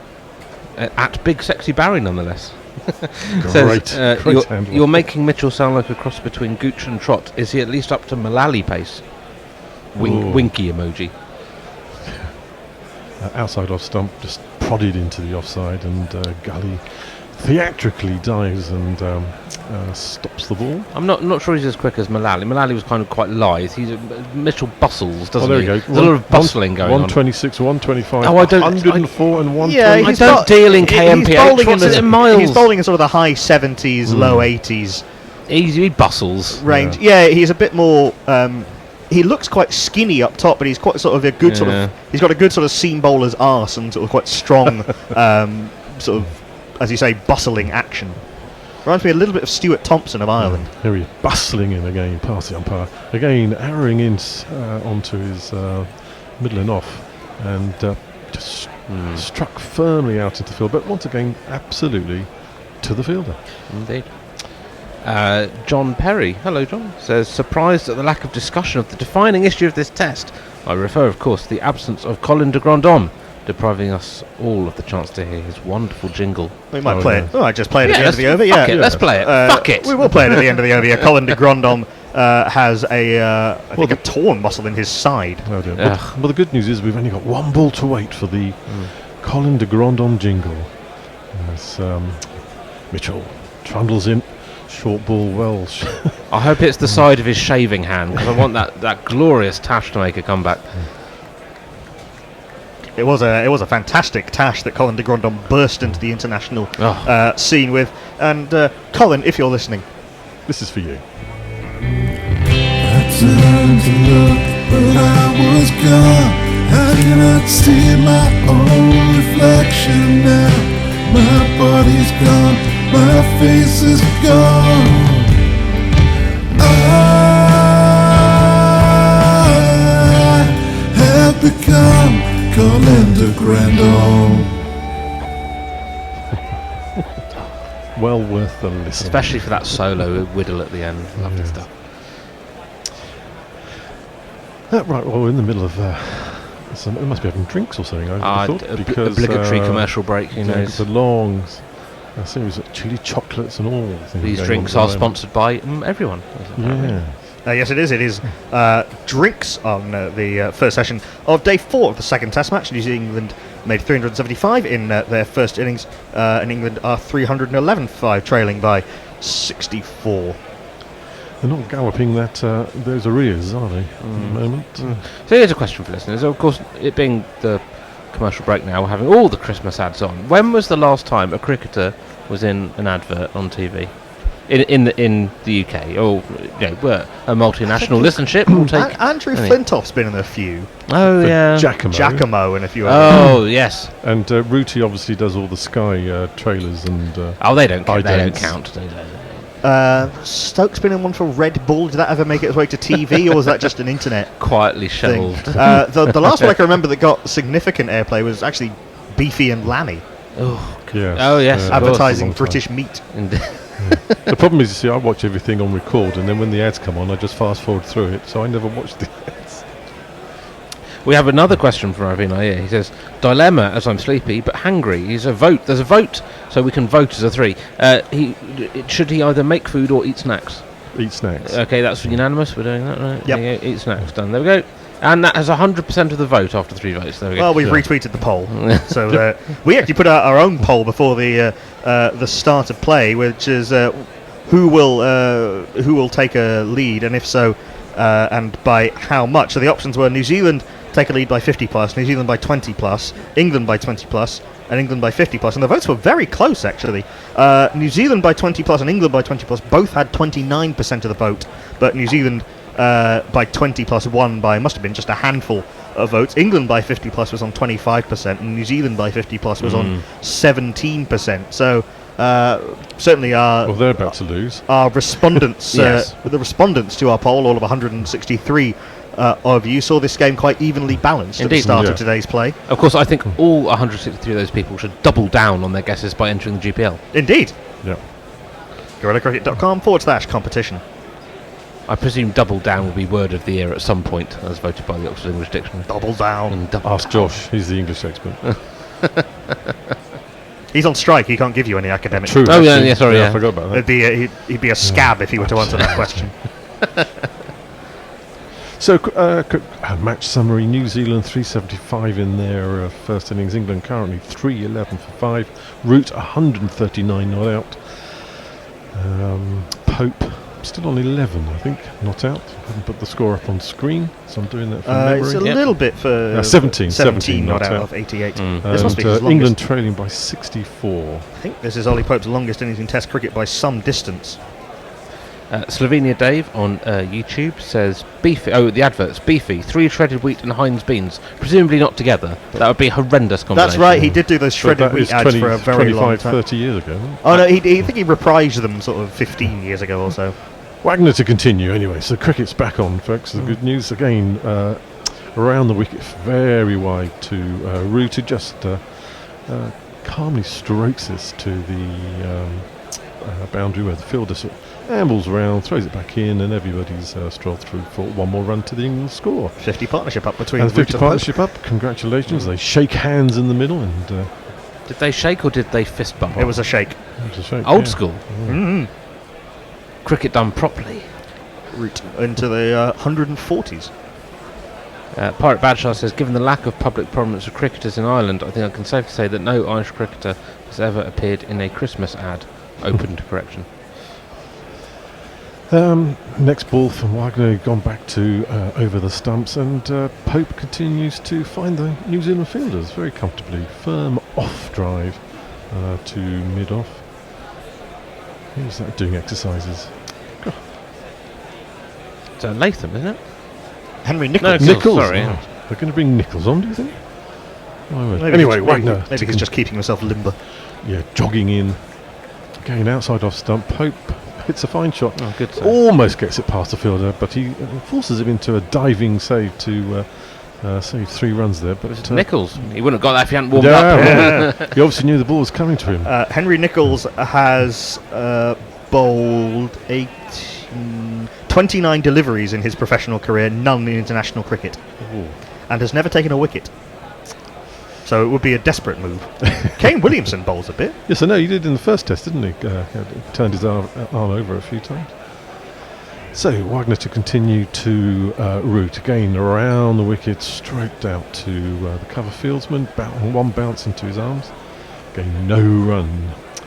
1.1 so far. 4 balls off this over. England trailing by 62. Just slowly whittling that New Zealand lead down. Any tweets? Yes, Chris the Choir, hello Chris, says vote for worst sports people in adverts, the Brownlee brothers for Lidl. I don't remember that one. No, I but, do. I do know Lidl have a deal with the Olympic Association. Wagner, slow ball outside off stump. Root strokes it out into the offside, no run. Jessica Ennis has been doing adverts for an insurance company for the last little while.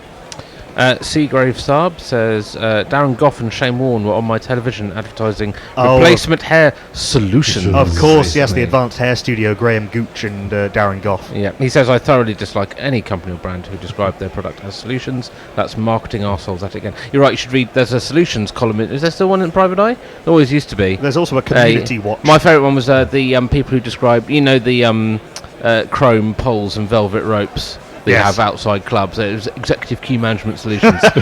That's awful abuse of the English language. So while Tim's been discussing his solutions, Mr. Wagner has completed his over. It was wide outside off stump, and Joe Root sort of let it go. That was a very similar delivery to the one that got Ollie Pope in the second third. innings. It was a knuckleball, the second innings of the first Test match. The first test match. Yeah. It was a knuckleball that Neil Wagner's developed while New Zealand have been, no one's been looking. Little run through the England innings. Burns 101, run out Raval, Sibley 4, and now they've moved on to the New Zealand bowling figures on screen here. So England's fall of wickets. Mitchell to continue. Again, Pope firm off drive straight to the mid wicket fieldman. And another dot ball.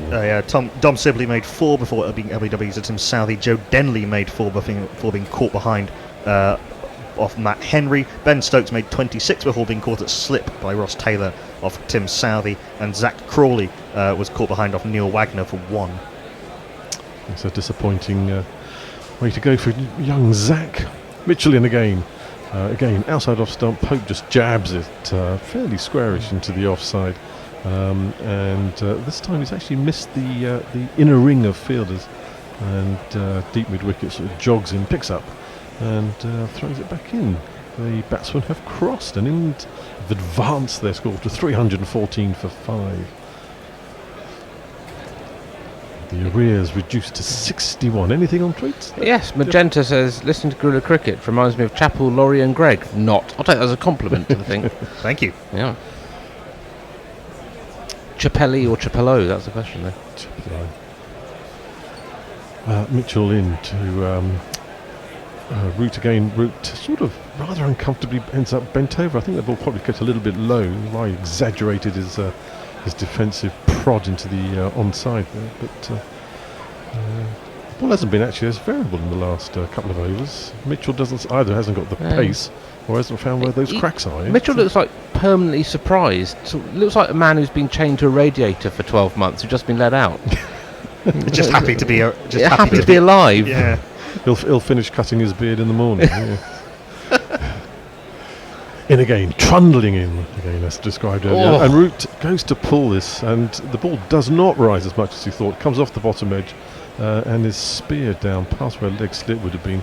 A desperate dive from Watling to try and stop it, but fails to, and it results in this. 1 2 ka 4 4 2 ka 1. My name is Lakhan. My name is Lakhan. It's actually quite nicely played by Root because he was expecting to be able to pull that powerfully in front of square, but it didn't bounce, and he just swiveled on it and helped it on its way.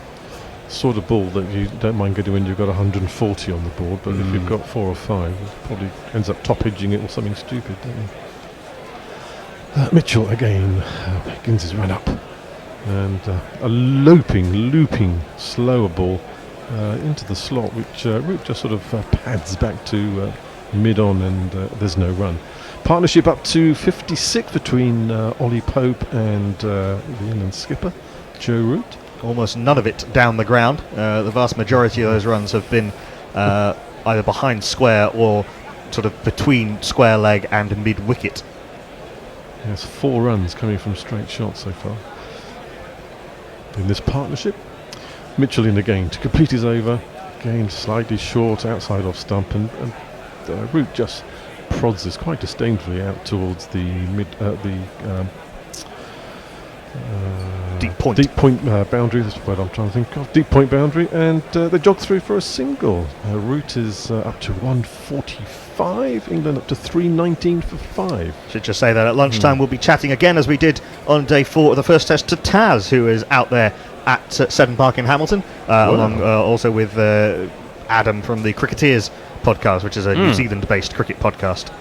So I'll be chatting with them through some, at least, of the lunch interval. What's the subject? Just the course of play of this test match, where we see it going, and anything else that comes up. Marvellous. Good stuff. Nothing about the general election, I think. No, but we will, of course, be here for our general election special on the night of the 12th of December, starting at 10 p.m. It'll be me, it'll be James Sherwood, Chris Dealey, Katie Cooper, Scandi Andy Redfern, and a few other people as well. Wagner to continue down the leg side, and Root has just clipped this to the square leg boundary, where it's very well fielded by Mitchell, saves the boundary, but in the meantime 2 more runs added to the England score. Root moves on to 147. Ravi Nair sends us his first world problems. He was upset with Twitter's verdict that he should snack rather than cook. He said, Dagnabule to heck, I want to make these Felicity Cloak specials, and sends a picture of some Felicity Cloaks, how to make the perfect quesadilla. A quesadilla does almost count as a snack. Yeah. Finger Wagner food. in again, outside off stump. Root just raises his bat and watches the ball pass through to BJ Watling behind the stumps. Another dot ball. You would see a quesadilla on a bar food menu. Interesting. Fraser Middleton says he asked whether Raheem Cornwall is a nice throwback to the days when cricketers were all shapes and sizes. But were he English, would England select him or demand he got himself in the gym first in order to look like a proper athlete? There's an interesting story about that. Wagner in again, outside off stump. Root firmly onto the front foot. Firm drive towards the mid-wicket fielder. And it is a cover point fielder, and it is no run again. So yes, Raheem Cornwall has been doing very well for West Indies since he came in to the Test team, and had done very well in first-class cricket, just taking a match 10 to win a Test in Afghanistan. But under the previous management, which was Richard Pybus, who was the head coach, an Englishman, Raheem Cornwall was told, or at least it was understood, that he would never play Test cricket under Richard Pybus. Oh well. So Wagner in again, slightly short of the length outside off stump. Root just jabs it down into the ground, and Gully strolls around to field. Again, no run. England trailing by 54, 321 for 5. Pope 19 not out off 92 balls. Been a very, very watchful innings from Pope so far. Yes, by a distance his longest in Test cricket in terms of balls faced. Wagner in again, outside off stump, slightly low. Joe Root cuts this away, fairly square. Santner comes in off the point field boundary, and the ball's back in again. It's just the one run. Root moves on to 148. Mogg is shocked by James Sherwood's appearance. He says, "Oh, so Sherwood can rouse himself to broadcast the death of British democracy, can he?" Yes. Yes, he can. And I wonder which has been called dead more often, Test cricket or democracy. And Very Deep Third Man says, "How much swearing will there be in our election coverage?" Quite a bit. A fuck of a lot, I'd Yes. say. This time again, outside My off stump, God. slashed Is that- away, and Pope has actually scored one of these. Is Josh Robinson drinking milk? Good God, good God, good God, it went for 4.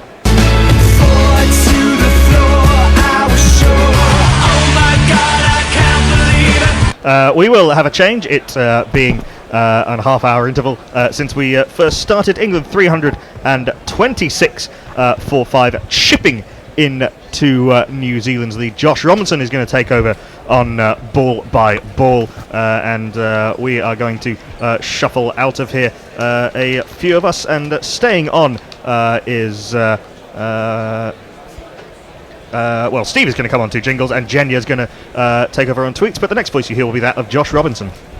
As England's deficit reduces finally below 50. They are 326 for 5 after 121 overs. They trail by a mere 49 runs. Inching his way back into his seat on my right, as he picks up his microphone, long way down, is... I've got it. It's Steve Jones here. Welcome, Steve. Hi, You George. you on Twitter, Steve? No, never. Not on Twitter. I think I have got one, but I never use it. You have got one, but you never use it. And returning on my left is... Chasing Willow. Hi. Hello, Jenya. We are being threatened with a good time as usual, and Ravi Please. is threatening to make chapati quesadillas. Sound lovely. Yeah. Chapati quesadillas. Yeah, or hashtag chabdillas. That does sound fun, although why wouldn't you just use tortillas? I suppose if you Don't keep any around. if you can't find any masa and if you have lots of chapatis around. Yeah, then- masa is kind of difficult to acquire overseas. Ravi, what are the masa supplies like in Bombay? As Santner bowls left arm round the wicket, floated in towards Joe Root's off stump, turns away, he works it out to mid on, there's no run. And Mogg is telling us, is asking, care to comment on rumors that the Queen has died? Santner in again, round the wicket to Root, who this time beats the man at cover off, nicely prodded, and is stopped by the man out at sweeper on the cover boundary, and the batsman complete a single. I don't think it is a change of bowling. I thought, but you were on before, so you should know. That was a long, long time ago. So. No, Well- it wasn't. No, Satner did come in that last over. It is a change of ball. Spinner Grace is telling us that suppose I'll listen to the Fuckfest of December 12th election, seeing that is the Perth test won't start until 4 p.m.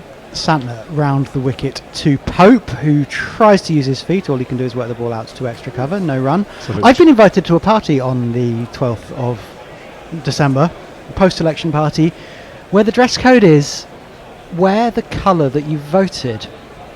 Now, I last voted in 2005 and don't intend to break that habit. Santner round the wicket to Pope, who flicks the ball off his thigh pad out towards long leg for a single. My question is, though, does that mean I have to wear nothing? Or do I turn up in faded pink to represent the itself faded New Labour that I voted for when I last voted in 2005? It's still red. The party is still red. You've changed colour. It Santner didn't. round the wicket to Root, who almost repeats the shot, this time slightly forward of square on the leg side. The batsman amble a single. And that is the 150 for Joe Root. He raises his bat. He asks for some new gloves. His 150 has come up off 335 balls and has involved 0 sixes and a certain number of fours that I wasn't able to read before it disappeared off the screen. Do we have a jingle for 150s? You can play the 50 jingle 3 times. Santner round the wicket to Pope to complete the over, who defends back down Or the 150? wicket. Off down the offside, off the back foot, no run. Completes the over, the 122nd. England 329 for 5. They trail by 46. Slovenia, Dave says, how does Jesus get his Christmas shopping home? On a little donkey. And little is like the store. A little donkey as opposed to a little donkey. I can't. There are some idiolects in which there is no distinction made, Yes, like Yes. mine. like yours. Dialects, indeed. Yeah, I've always thought that people buying little condoms might be somewhat embarrassed. Depends what you're into. Not everyone's a size queen. Shall we give Joe a Centurion jingle then? 1.5 centurion jingles. 20, 40, 60, 80, 100. Congratulations, sir. You are a centurion.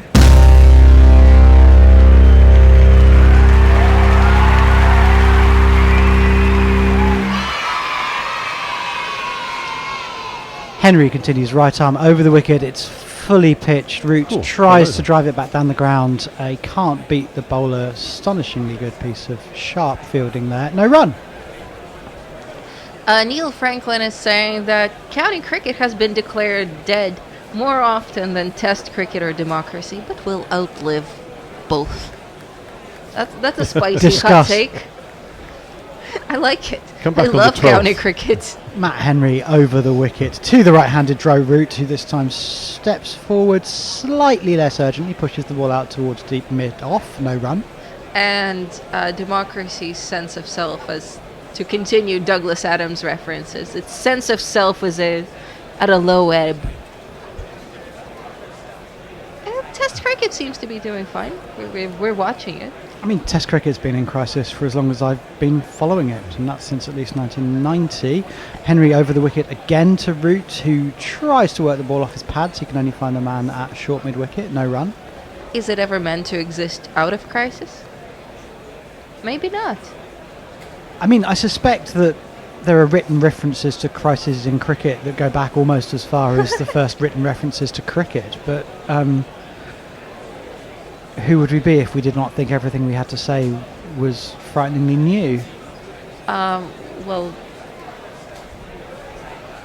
there's always somewhere to go in there. Henry continues to Root, who this time stands up straight, doesn't use his feet as much as he might have liked. Tries to beat the man at Wyman off, but he cannot. No run. Seagrave Saab is saying, if you don't vote, wear white, as would resemble a blank piece of ballot paper. Option B. Very good idea. Yeah. Option B would to represent your abstention from democratic process by simply going. By simply what? Not going. By simply not turning up at all. And As then this time Henry complaining. floats the ball up towards Root stumps, and again he cannot beat the man this time at mid-on. No run. And then complaining about the party organizers for the next 5 years. Oh, I don't complain just about party organisers. I can complain about the institution of representative democracy as Henry comes in to complete the over. This time it's speared down the leg side. Root can do nothing with it. He's slightly angry with himself. That completes the over. A maiden, the 123rd. England are 329 for 5. Are we going to jingle up the maiden over? Have we got a Probably mark? not worth it for first-class cricket, is it? No, we've had so many of those anyway. So Indeed. I'm going to jingle up Mitchell Santner because he was a change of bowling at the previous one, if he's still on. If he's still on. And, He or whoever replaces him will be bowling to Pope, who, having scored 24 off 96 balls, has a strike rate of 0.25. The strike rate went up after that miraculous boundary that he hit. But England don't seem to be hurrying up, do they? They trail by 46 with a little under 2 days left in the game. It's very difficult to see how this game might result in a result. Here Not comes impossible. Mitchell. I bet your hole out. You better not drive. You better not sweep. I'm telling you why. Santner's balls Santner left are arm round the wicket to Pope, who prods forward confidently but without intent out towards extra cover. No run. Will Root's big score, for want of a better term, hush the haters, or it won't make a blind bit of a difference? Asks Anna Forsyth. I don't think it's going to make any difference, do you? Do you think it should make a difference, Steve? No, not really. Santner continues round the wicket to Pope, whose strike rate drops below a quarter, and then back above a quarter as he ambles a single from a ball that he's worked out towards square leg. Pope goes to 25 off 98 balls. Well, if you're a hater, you can always argue that he still has no footwork, that he still looks uncomfortable, that this is an innocuous pitch in what is essentially going to be a draw. Are you a hater, Jenna? No, but I always wanted to be one. Santner continues to Root, who scoops the ball very cleverly out past where leg slip would have been, past the wicketkeeper, down to the fine leg boundary for the gentlest, effortlessest of fours. No, hating takes work. Are you also anti-work? I'm pro-fidget. Pro-fidget? Anti-emotional labor. Anti-emotional labour? Yes. What about other kinds of labour? I'm a Marxist. Good for you. Yeah. You know I'm on strike at the moment. Yes. Yes. Was I supposed to do a dance? No, not at all. I just wasn't sure if we'd... A special dance to acknowledge it. We hadn't bonded over this hatred of Labour as Santner comes in to bowl to Root, who steps back, makes room for himself and just clips the ball gently past through the ring and in the covers, finds the sweeper, the batsman complete a single. What kind of Marxist? A reluctant one. Is there any other kind? Santner No. in, left arm round the wicket to Pope, who flicks the ball just in front of square. There is a man at short mid wicket. He can't cut off the single. The batsman scamper. England off the penultimate ball of the 124th over go to 336 for 5. The lead, or the deficit rather, 39. Well, It okay. is a lead, but for New Zealand. They're also rabid Marxists, but they don't really live very long. Rabid Marxists, rabid dogs. Santner round the wicket to complete the over, and this time Root goes down on one knee with intent. He can only find the man 3/4 of the way back at square leg. The batsmen complete a gentle single at the end of the 124th. England are 337 for 5. They trail by 38. Is this game getting interesting? I like the look of that cloud cover. It doesn't look good for England batting, but the atmospheric conditions are generally of the lively variety. So you reckon we're going to see the ball do a bit? We're going to see it do a bit more than it has been, which is Jack Diddley squat.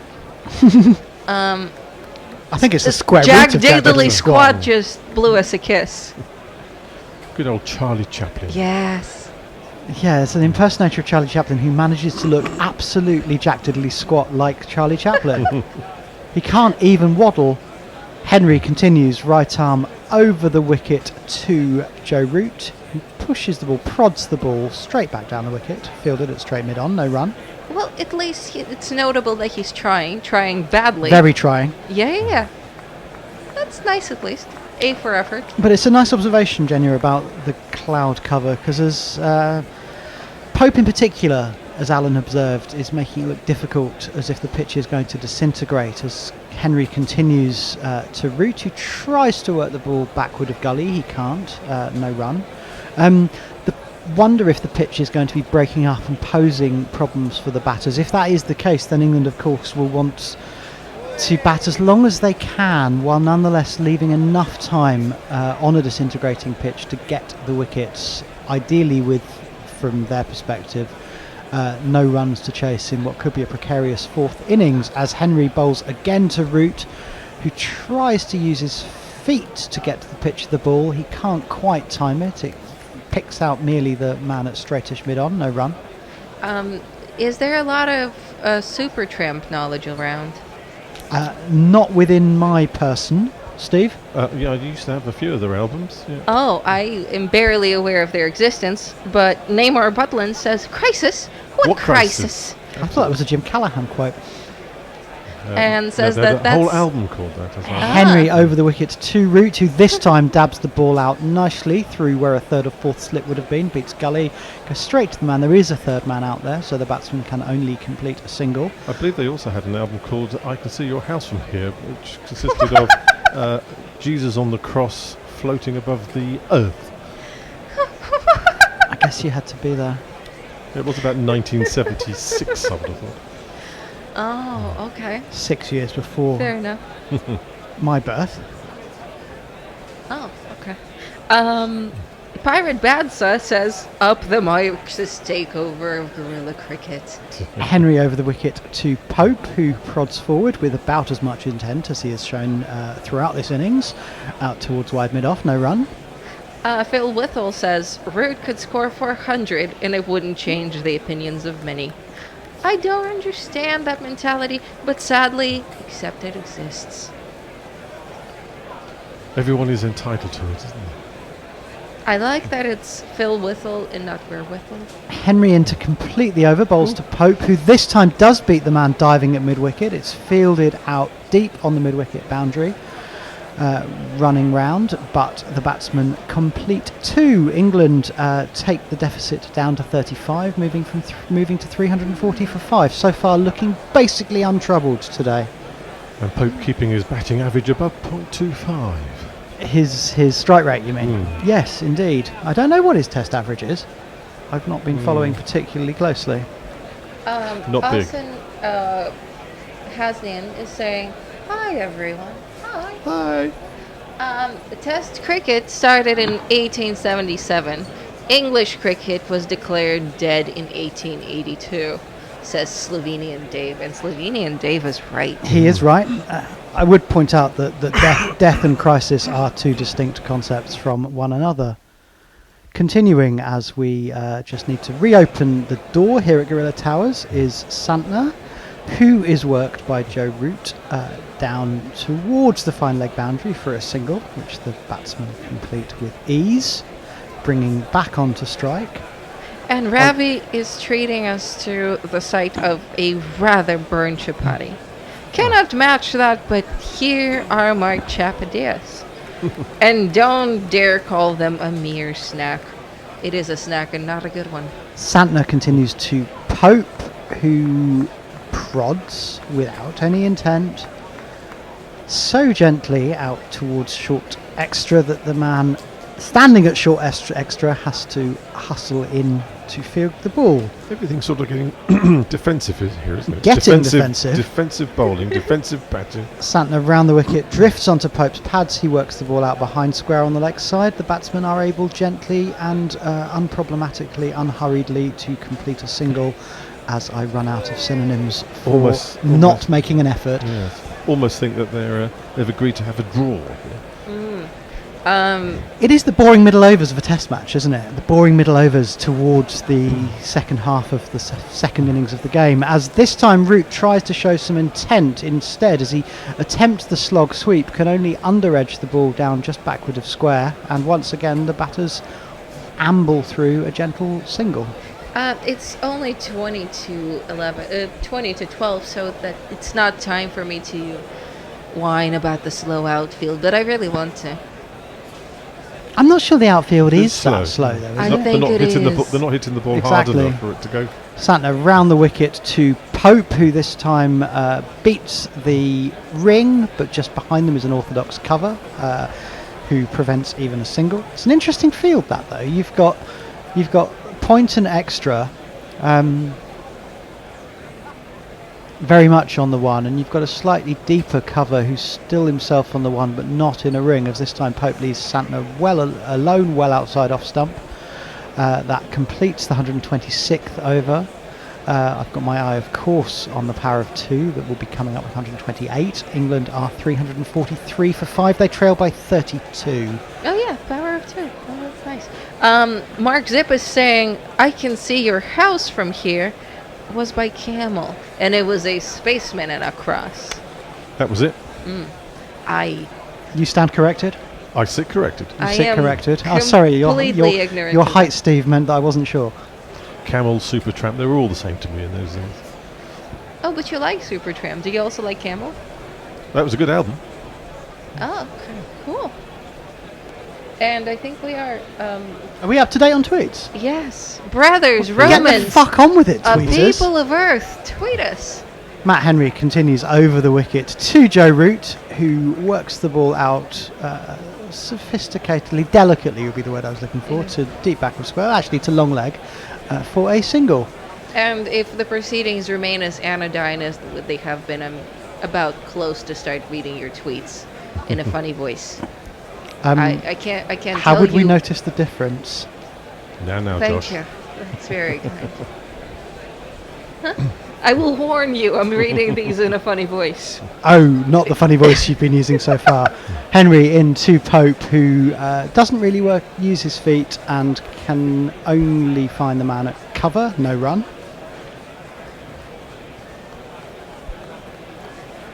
Anna Forsyth just turned on the TV coverage, saw Henry, and thought Santner had been stretched and gotten a short haircut overnight. Is Anna still in British Columbia? Come again? I'm wondering if Anna is still in BC. I don't know. Henry into Pope, who once again shows inadequately wooden footwork in finding the man at straightish mid-off, no run. Jeff Perkins is saying that something is just a galvanic response to the application of electricity, surely. I am out of my depth yet again. Enlighten us, Perko. Yes. Or yes, just, that would be nice. explain it in a jingle.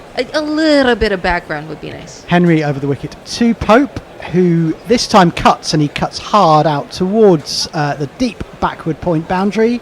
There is no one out there for one of these.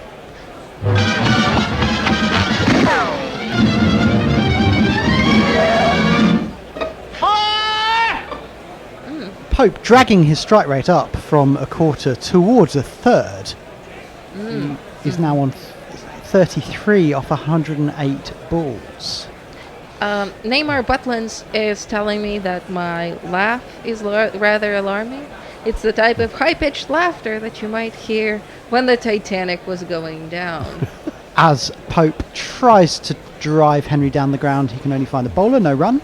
I think I'm going to both bend over backwards and take that as a compliment and try to giggle less. Please forgive me. No, giggle more. Oh, but what if hyperacusis is a thing? But if you are going to giggle more, maybe move your microphone a little bit further from your mouth as you do so, as Henry completes the over and is dabbed down very, very articulately by Pope out towards cover. There was a man out there on a single, but Pope simply took the pace off the ball, dropped it down, and the batsmen were able to scamper a single in order to take the one off the last ball of the over. Right, I forgot that I am the one person who is never being told to swallow, which is nice. Why is Long that? may that continue, meaning that they can hear me just fine. Articulate batting. I quite like this concept, Josh. Yeah, it's this weird thing about being on strike as a literary critic, means I find all these adjectives in my vocabulary which are being underused to describe writing, and therefore I'm letting myself press them into service to describe cricket shots. Delicate would probably be once again a better word. It was though a clever shot as Santner bowls left arm around the wicket to the right-handed Pope, who this time just prods the ball out to the short cover for no run. Fraser Middleton in Glasgow is saying that you should put down that empty glass before you smash it. If someone would like to fill my empty glass from the green room, you are very welcome to do so. Santner continues to Pope, who this time flashes hard. It's fumbled by the man at just behind square at point. The batsmen don't correctly and sensibly run on the misfield, so there is no run. England remain 349 for 5 in this, the 128th over. Pope 34 not out off 112 balls. This time looks to work the ball out towards square. Can on the leg side, can only find the very wide mid wicket. No, it's a square leg who's coming forward. No run. Jeff Perkins comes back to deliver another confounding variable and saying, oh well, I'll break off. Santner left arm around the wicket to Pope, who once again pushes forward, can only find extra cover. No run. To be fair, anyone whose face has launched 1,000 ships cannot be expected to be still looking their best. It's not about electricity anymore. Or about swallowing. Santner continues round the wicket to Pope, who this time off the back foot cannot beat the man at backward point. It's fielded eloquently. Eloquently this time. That's me failing to say elegantly. Articulately fielded. Indeed. Very well fielded. By Paval, actually. Indeed. The Nasser Hussain lookalike to me. So. He does. I see Especially on the long camera shot. Just by being vaguely brown? No, on the long camera shots, that's what it is. Santner this time floats the ball up, and Pope uses his feet and beats the ring, works the ball out towards deep extra cover for a single, pinches the strike. England move to 350 off the 128th. At the close of the 128th over, the lead down to 25. It is heartening to know that I am not the only one who's face blind. Accidental headlines you only hear on Guerrilla Cricket. Pope this time beats the ring.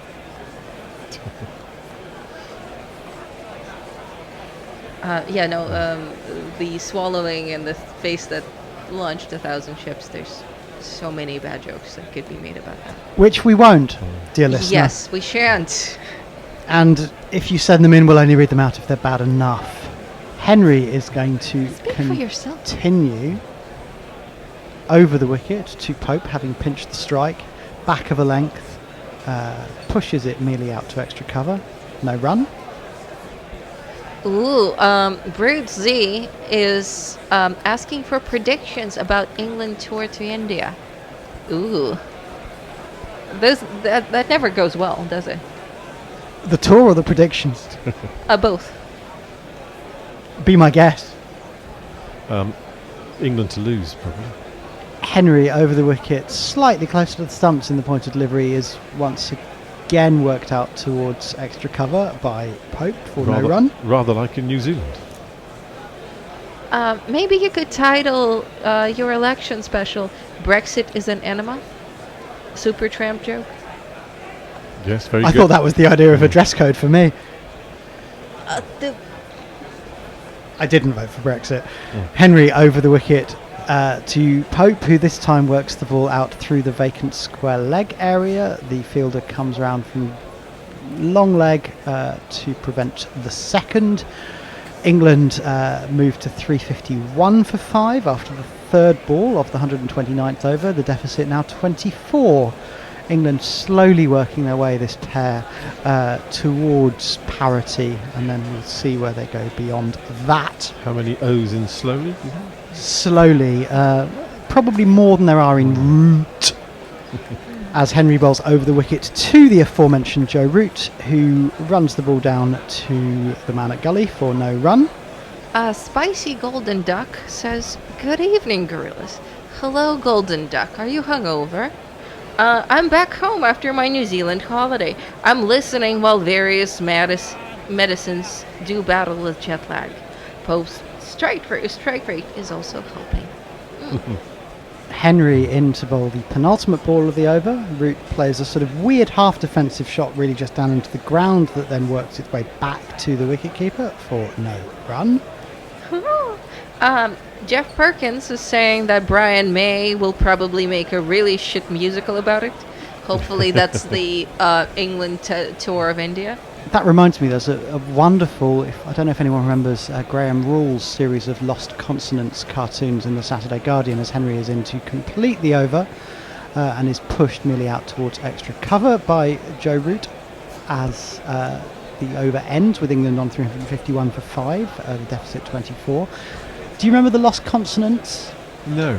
So he'd have, for example, a picture of Shakespeare with lots of saucepans or frying pans. No. Are we changing now? We are indeed. I will not, therefore, complete the story about Andrew Lloyd Webber writing another hit musical. You can fill in the missing consonant for yourself. There will now be a, I believe, 3-person change. Oh, not a 3-person change. I, despite my drink, not... Yep. You owe us all right. You think this alternative cricket commentary stuff comes cheap? Well, we need some dollar bills to help pay our bills. So please, go to patreon.com/Gorilla Cricket and sign up to make a regular monthly donation. You know there is literally nothing like Gorilla Cricket's coverage, so don't be tight. Dip into your virtual pocket and throw some cash our way. See, Rihanna knows. Patreon.com/Gorilla Cricket. Pay me what you want it. Santner was in, and it was wide of the off stump, and was left to go through by Ollie Pope to BJ Watling, who's doing his best now to compile a little bit of a score. Here is Ollie Pope. He's very nicely forward to that, pushed away to cover. There's no run. England have passed 350, so they're within 24 now, is it, of that New Zealand total. The objective, I would think, is to get enough runs on the board by evening time, and then have a bit of a dart at New Zealand and see how many they can knock over. With a lead, they would hope of probably 3 figures. Josh has Make simply... it sound like Skittles, Tony. Well, there we go, yeah. That was the voice of Josh, who simply jumped chairs, but he's still with us. Perhaps more athletically than some. He will be on jingles as in comes Santa. Gives out a fair bit of air, actually. And again, it's pushed away to cover, and this is the voice of... Hello, none other it's than me. Not Fred Titmus. And definitely less athletically than some. What, in terms of your entry into the chair? No, Josh is chair jumping. Chair jumping, yes. Jonathan Chair Shawland says, I don't have anything constructive to add, but I am listening, so here is the message as requested. Well, round the wicket comes Santner, gives this a flick, and Ollie Pope is more than the measure of it to guide it away once more to cover. I'm not sure who that is at cover, but they're being kept busy this Well, over. as we say on Gorilla Cricket, if you don't have anything interesting to say, tweet it to us and we'll read it out. Yeah. Yeah. Sometimes twice. Interesting or not. Santner in again. Past umpire Wilson stretches a big foot forward. There's Pope this time. Slaps it away to deep point, but just the single. So he'll have helped himself to the strike as well. Cheeky devil, won't he? Did they take the single there? They should Yes, have they done. did, yeah. Partnership of 90. Going well, going very nicely, these two. And also, if you have nothing Well, interesting not to very say, nor do we. Anna Forsyth However, if you have tells nothing us nice to say... that she is still in Vancouver, British Columbia. Good. And Ravi Nair says, you've just got Chasing Willow to suppress her forms of laughter. I hope you're feeling proud of having reduced the happiness in the world. That is a very infectious giggle. There is no doubt about that. It is, says Anna Forsyth, a giggle of pure joy, much There like you are. Root in the Middle. Don't listen to the haters. Quite right. I've enjoyed listening to it. And England, I think, have done well here, Josh, haven't they? They've done everything that's asked of them. Matt Henry the Hoover is hoovering in, and this is slapped away, and it's another single by Ollie Pope, who's looked comfortable. He certainly didn't. The first half hour of today, 1 or 2 kept low on him. He was reaching for the ball a bit. He looked like at any moment he might succumb, but he seems to have settled into his work rather well now. They've certainly performed more aptly than they did in the first test. Henry in again, full and clipped to mid-on by Joe Root, who will not take a run this time. He ducks out the way of the ensuing throw. BJ Watling has to fling himself to his left, but all to no avail. There was still no run. The question Are they is, showing aptitude? they are indeed showing Aptitude. more iptitude than they did in the first test. The question is, are they Yes. scoring at a sufficient lick to be able to give well, this themselves was a the chance debate of we the had win? earlier as Henry is in. Oh, that's driven beautifully, but again, it's down there to the deep cover boundary. Henry, where Nichols, I think, is the man. Darryl Mitchell, I think Mitchell. that was, wasn't it? Yeah, Yeah. Darryl Mitchell. We kept seeing his mum, didn't we? Did we? We did. We kept seeing his Speak for mum. yourself. Speak No, for I yourself, haven't been Tony. seeing his mum. She, when he was batting the day In before case his last, dad's listening. we could, or Tony's wife. by default, we just started calling her Peggy. As Henry is in. Oh, and that's a little bit of an inside edge from Pope and is pushed to mid-wicket. There is no run. Yeah, Even I'm little familiar chalk, with that popular chalk a cultural little one reference. up to the bowler on that one. Definitely didn't meet the meat of the Pope bat. Of Arthurshire says, as I have vociferously and repeatedly said on these airwaves, bit shit this Joe Root lad, should be dropped. I'm not sure if his tongue is firmly I in his think cheek. probably it is. As Henry's in, flicked again off his legs, again to mid-wicket, and again no run. Seagrave Saab, I mean, you know, I'm not going to stoop to such vulgarity. Spicy Golden Duck says, I have somehow no hangover, or at least no hangover yet, which is something quite different. Campesino Dialectico Hello, Chris. says, evening all, Josh, he sounds sober. Well, he As a said he Josh. claims he's got work to do. As in comes Henry, and again it's just eased away to mid-wicket. He does Tom ask Latham comes galloping in. a There's question no that maybe you run. could answer, Tony. I'll have a go, Fred. He What says, question is it? it day 4? It is day 4. Oh, okay.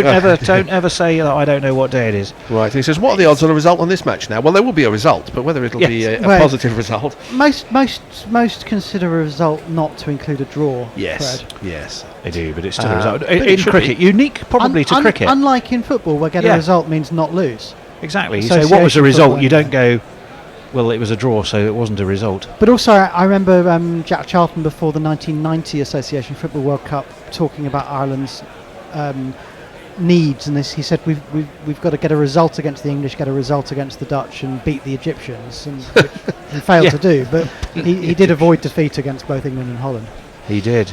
I always wondered what it must be like if you win a World Cup and then you find yourself managing against them. But I suppose it happens in cricket all the time now, doesn't it? Or not necessarily winning the World Cup. Well, but- if you're Australian, yeah, you seem to find a procession of managers I was at facing the their old a teams. World Cup final, and I'm Which- pretty sure England won this one. which We did indeed. which England World Cup winner do you think is going to coach someone else? But Santner is going to continue around the wicket and around Paul Wilson.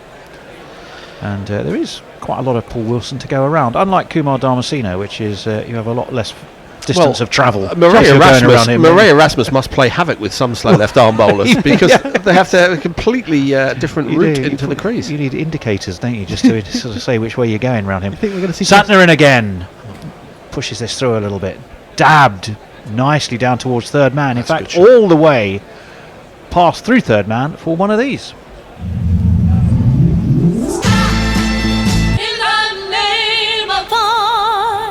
You think we're going to see Josh Butler coaching Papua New Guinea in a World Cup? Well, I'd love to see that. James Vince, I'd love to see it. It'd be great. he was on the pitch at the end of the World Cup. He was. He was. Do you think he's going to get his level 5 coaching qualification? God. Santner is going to be continuing anyway from the members' end. There is just the one slip in place as Root taps at his toes. If you asked me whether when I was watching Paul Farbrace play as deputy wicketkeeper for Middlesex in 1990, whether I thought he was going to be a world coach, then I wouldn't have Gives this I some wouldn't have air. thought that either. And that is away to cover, and there's no run. Root seems to be enjoying himself now. There was this feeling, wasn't there, Josh, that Suddenly You know, his he- nipples are as he- erect as mine he- are when I'm enjoying myself. that's good, interesting to know. If I ever need somewhere to hang a hat, I'll bear that in mind. As forward comes Root, pushes this back to Santner. That thought has left a mental image that I'm desperately trying to get rid of by looking at little men in white clothes. Ravi Nair, after being very nice to me yesterday, has swung back in the other direction. Santner, who isn't swinging but spinning. Oh, Root's got some loft on this. Has he got enough? He has. He's not all the way to the boundary, but he sort of fell conveniently between long on and mid-wicket as they both sort of chased back towards it. So I Loft don't a think bit, that's didn't where it? it went, but it did net 2 runs for him. Partnership goes up to 98. Well, it does, and also an indication, I think, that England are probably now just thinking it probably is time we got to bustle on if we want to create a result here. Santorini swept him again, has Root. This is through mid-wicket. This might go all the way. It has done. Josh, they're keeping you busy.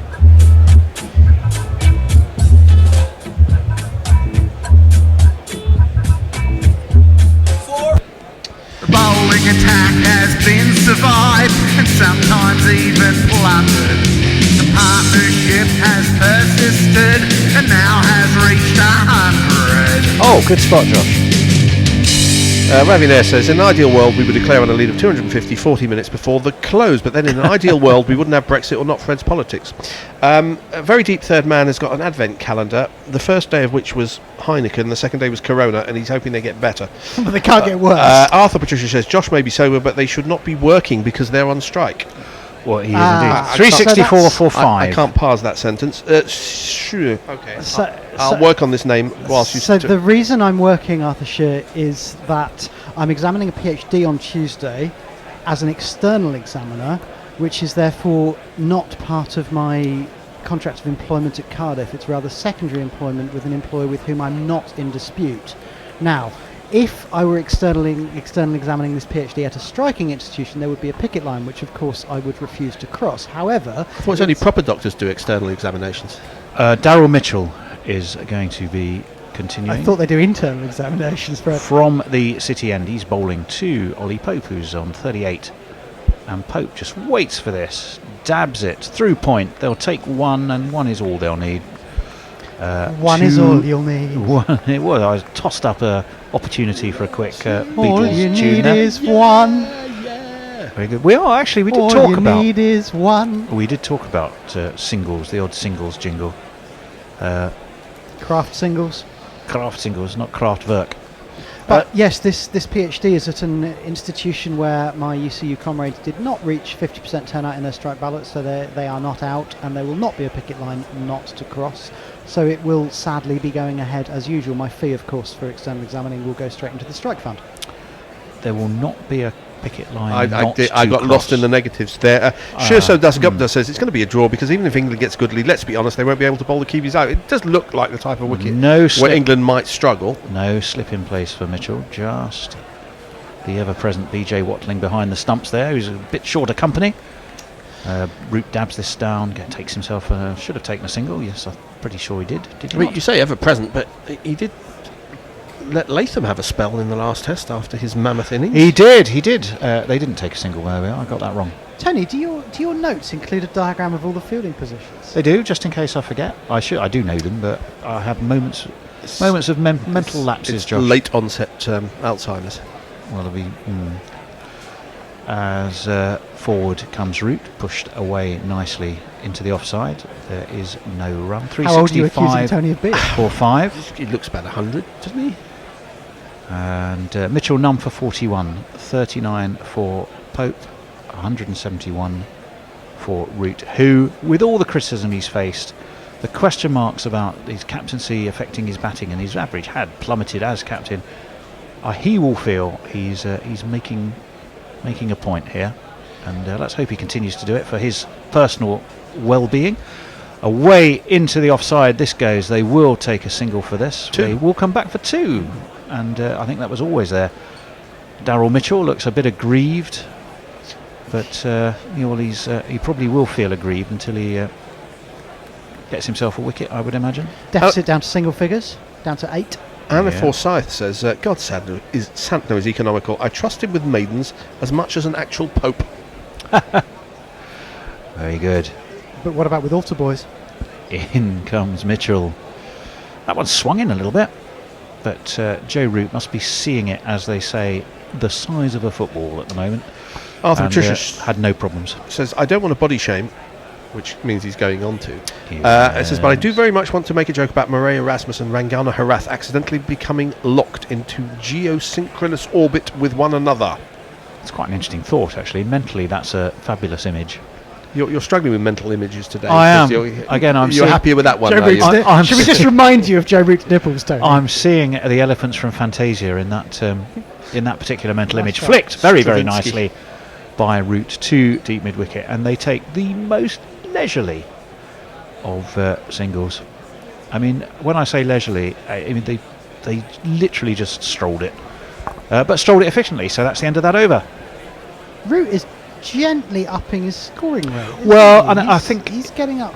He's been at 45 for a long time. He's getting up towards 50, I think. You're absolutely you're right, and I think he is now starting to think about Trying to win the game for his team. And I think he's been taking care of himself a little bit, but he's been needing. Don't forget, I mean, the ball. There's been some variable bounce. The ball's not been coming massively onto the bat. It's been quite hard going, as indeed it was in Mount Maunganui some of the time, and England have batted sensibly. Campesino Dialectico says, stewardess, is there a doctor on board this flight? Josh Robinson, yes, 'tis I, Dr. Josh, Doctor of Communism and Poetry. Now let's have a look. Flight attendant is the meme, Chris. Flight attendant. Is that a faux pas? No, it's just there has been a great number of memes of people. Have you not seen these on Twitter? No. Flight attendant, hey, is there a doctor? And I've been reading those. Someone's father prods them in the ribs and said, hey, that could have been you. In comes Santner around Paul Wilson, and that's steered to backward point by England's captain and very much man of the moment, Joe Root. My brother was on a plane about a month ago which took off from the North American continent heading towards England and then turned round for a medical emergency. Santner in again. Onto the back foot goes Root, again steered down to backward point. Set off like he intended to run, but Ollie Pope did exactly as he should have done and said, there's not a run there, go back, skip. And as they were about to land in Newfoundland, the medical emergency became less urgent. But rather more severe? But rather more terminal, yes. Oh dear. Is that a terminal pun? As given some air this time by Santner, and Root is able to flick this. I remember Stephen Fry once describing, I think it might have been on QI, what flight attendants and airlines used to do with those who sadly become deceased on a flight. And in British Airways, apparently, they used to just prop them up and give them a copy of the Daily Mail to read. The funny point being that, Daily Mail as read by the dead. But there we go, it made me laugh at the time. Santner, left arm around. And, steered where slip would have been. Down to third man, they'll take another single. They thought about two, they decided not to. England move on to 370 for 5. Quite sensibly, I think. Of course, the lead now down to 5. Seagrave Star said, in solidarity with Josh, I'm striking too. I'm in the garage watching you on YouTube. It's always been tough mediating with my arsehole of a boss to improve my working conditions. I'm self-employed, you see, and I find often I might as well be talking to myself. I know that feeling. But show us forward comes Root, push to cover, no run. Send us a photo and we'll tell you just how striking you are. Oh, very good. Latham is the man who's been I'm quite here busy all there. Session. I'm here all week. No, I think I'm going to fuck off after this session. Having been lured here under false pretences. Santner in again. Not the first time. He's got a sort of slight jerky action. It's not smooth. You wouldn't describe it as smooth, as this again is steered to backward point, and again there is no run. There's lots of things you wouldn't describe it as. That's Green. Blancmange. Well, you wouldn't describe it as smooth. You You wouldn't might describe describe it as stilted, jerky. It has a sort of a little pause in there, doesn't it? As he approaches the crease, and almost as if he's just taking his aim. Well, he's not Chris Jordan of about 6 years ago. You wouldn't describe it as corrugated either. You wouldn't describe it as corrugated. None for 61. Or as flatulent. Not as flatulent, no. Pirate Badshah says the launch of the Ariane 5 carrying the Erasmus Herath satellites has been postponed due to inclement weather. Small Mammal says Herath would make an excellent name for a uni exchange scheme where UK students do a year in Sri Lanka and Sri Lankan students do a year in the UK. It's a niche joke, but I don't understand it. Mitchell in, given some width, but and driven by Pope, but driven straight to short extra cover. And there's no run. They're trying to starve Pope on that offside, aren't they? They're denying. Well, not surprising given the state of play at the moment. They're denying Mitchell the attacking luxury of the slip. They're packing that offside, and it's been slow progress for the Pontiff as a result. But they're taking time out of the game, which, from a New Zealand perspective, is really all they need to do. Yeah.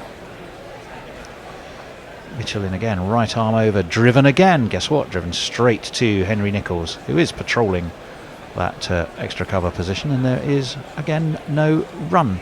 But to his credit, the Papal one has been patient. 40 off 133. In answer to the question earlier, Slovenia Dave says Owen Morgan will manage Ireland in the future. Will he now? That's his prediction. I wouldn't be surprised, actually. In comes Mitchell, and again straight to Henry Nichols, who's being kept gainfully occupied. How many balls have passed the bat in this session? Any? A couple have kept low, and there have been a couple of edges, but a genuine beating of the batsman, I haven't seen any. Past about a few that have been wide. There's been a few that have been angled across, well outside off. And people have had a slash and Pope missed. in particular has had a slash But out and actually missed. genuinely beaten a nothing's defensive beaten a shot, defensive nothing. What are we in? 135th over, aren't we? Oh, that's down Filth. leg. It was horrible, and it was tickled down to long leg, and we'll get another single. So, for all our prognostications and predictions as to what's going to happen in this game, the wicket is playing very, very, very easily for batsmen. It's playing easily. It's kept low a couple of times, hasn't it? I think we only have one prediction, which is going to be a fairly tedious draw. It is, but there is such a thing as scoreboard pressure, and there is such a thing as 5-day wickets. In comes Mitchell. This one is full and straight. And there's such a met thing as rain. With suitable deference by Joe Root, who is now beginning to look very much the immovable object as far as New Zealand are concerned. Who was the last Englishman to hit a double hundred? Or rather, the last batsman for England? Or rather, the last batsman in the England's men's test team? The answer is? I don't know. I thought I'm asking. I can't remember one very recently. If ever that was an invitation for Stokes in South Africa? Yeah. Could be. Knackle to appear around the corner with a piece of paper. That was probably it. Yes, this one is steered to backward point. Ross Taylor is the man patrolling that particular area. There's no run. We've been asked by the people downstairs not to get Knackle running in from the other room because it reverberates. Does he wake the them whole up? Building. Yeah. It could be. So don't ask for stats or get things wrong. I've thought on a couple of occasions, I'm sure the neighbours must think there's something, somewhat unsavoury going on. They in do this know place. what's going on, which is why we moved rooms. We used to be in the other room. Did we? That was I on didn't top of know their that. bedroom. For many people who have no clue what we're talking about, We're upstairs. Our in a studio house. is an upstairs flat. There is a back bedroom. There's two back bedrooms, one large back bedroom. But we've moved from that to kind of a room which is in the middle. And then what we call the green room is actually a rather splendid kitchen, but it has sofas and bits and pieces diner. in. A kitchen diner. That might be an overclaim. It's the only kitchen in the world without a table, I think. What the Germans would call Stop calling me diner. A Wohnküche, a living kitchen. Santner again. There's a flick of the wrist. Really gets a little bit of turn there, actually. And not enough to trouble the Pontiff, who took his time, got in line, and pushed it away into the off. Josh, what's the joke about Herath and exchange students? Is it a pun on something? I'm not going to explain it. Okay. Although you mentioned that we've been Santner asked, again past Wilson and pushed into the offside. No run. You mentioned that we've been asked not to trample in and out of like a our herd of studio. elephants. We've also been asked by some of our listeners or erstwhile listeners not to put you, Fred, on comms. But When we you give say a shout- some, a when you lot say some, more air to please that. provide the evidence, which has been deleted. But more to the point, fuck them. We're going to put you on because 372 for 5, England. Why don't we just concentrate on the cricket, chaps? Arthur Patricia says, is the Herath exchange scheme why MCC and Champion County are spending a gap year in Sri Lanka? I did see that described as the traditional curtain raiser to the season. Well, it has been. Traditional. It's been in that's what you Dubai, hasn't described it? it, Been in yeah. Dubai It's or been Abu in Dhabi? Barbados. Yeah, that's true. Traditional pre-season holiday, basically. And this one is a horrible ball by Santner, actually, down leg, and Root quite happy to watch it pass. Tidy piece of work by BJ Watling, who quickly whips off the bails, but Joe Root was going nowhere, and his foot was firmly planted. I think BJ Watling was just trying to keep himself in some sort of nick, and this one is going to net a single for Root as he just eases it away down to cover. And will get himself up to the other end, so he probably has taken the strike unless Pope can work himself a single off this ball. He's on 42, is Ollie Pope. I mean, before the days of the internet, things only needed to happen once needed to have happened once in order to be traditional. Slip is in place for Pope, and he just steered this around the corner to backward square leg and thought about a single, but Joe Root, the senior of the partners, made his seniority very clear on that one and said, "No way, young man. No way, young man." 373 for 5. Here is that bit of paper. There was the thundering of knucklehead hooves. Let me see, what do we have? Oh, it's a 5-minute GPL warning. No, and the last England double cook. The last England double time was Alistair Cook, 244 not out, of course, at the MCG in 2017. That interminable test that we spent here, at least Alan and I both spent here, starting on Christmas Day 2017. Flicked, this is Daryl Mitchell who is in, by the way. This is flicked away to deep mid-wicket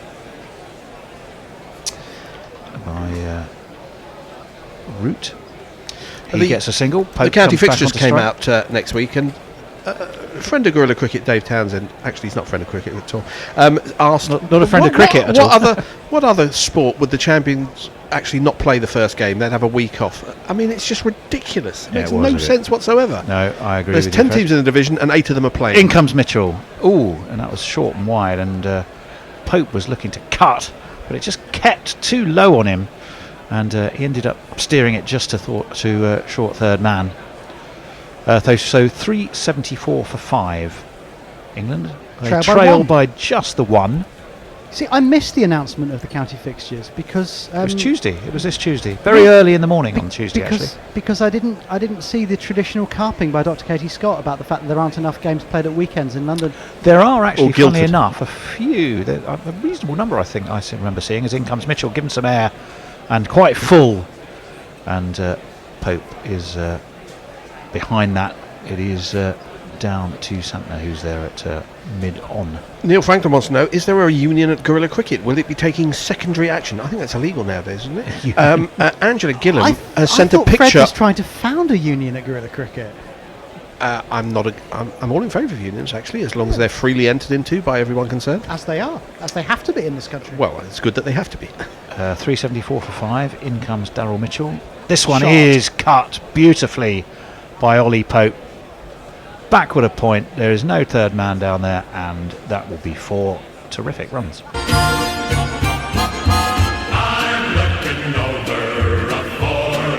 And England are into the lead. England are indeed now in the black. Angela Gillam has sent a picture of, I presume, as a dinner, supper, or it's duck breast, still on the quacking side of pink, with roasting juices and dry oloroso, black pudding, parsnip and apple croquettes, broccoli and parsnip and garlic cream puree. And the reason we're seeing that is what? Is there a tiger? To make us hungry. Oh, okay. Perhaps we should also we will mention the GPL. If you wanted to jump on the number of runs to be scored today, now is the time to do it, because it's only up until lunchtime. 1 minute. 1 minute left. This is met tidily by Pope. There's no run. And if you want to make us unhungry, then we can send you by direct message the address to which you can have food delivered. Oh yeah. Was that picture sent to us because it's related to cricket, or someone just wanted to share what their dinner looked like? Somebody Ravi Nair had sent a picture of his dinner, and it's become a bit of a meme. Peter Lloyd and Campesino Dialectico have confirmed what we should have remembered, that Cook got the last double. In comes Daryl Mitchell and pushed into the onside. Beat the cameraman. No run. Cook Melbourne, says Bill Ricky. Yes. Everyone knows it. Well, I wasn't even certain that Cook's was more recent than Bairstow's. Sorry, Stokes' Andrew Rollison says in 11:55, Adrian the Fourth. Was he English, Adrian the Fourth? 11:55. That was what, 3 minutes Adrian ago. the Fourth put the city of Rome under interdict. Interdict. I don't know whether the C's pronounced. Which basically closed all the churches. See, the last time there was an English Pope, he was no good at blocking. Oh, he was also good at blocking. Oh, God, I fucked that joke up. But he was the English Pope. England lead by 3 runs. Yes, they do. Cricket superpower #1, says Andrew Rollison. Daryl Mitchell. Sorry for screwing up your joke. Daryl Mitchell has no wickets yet for 50 off the 19. It's a bit of a pancake, isn't it?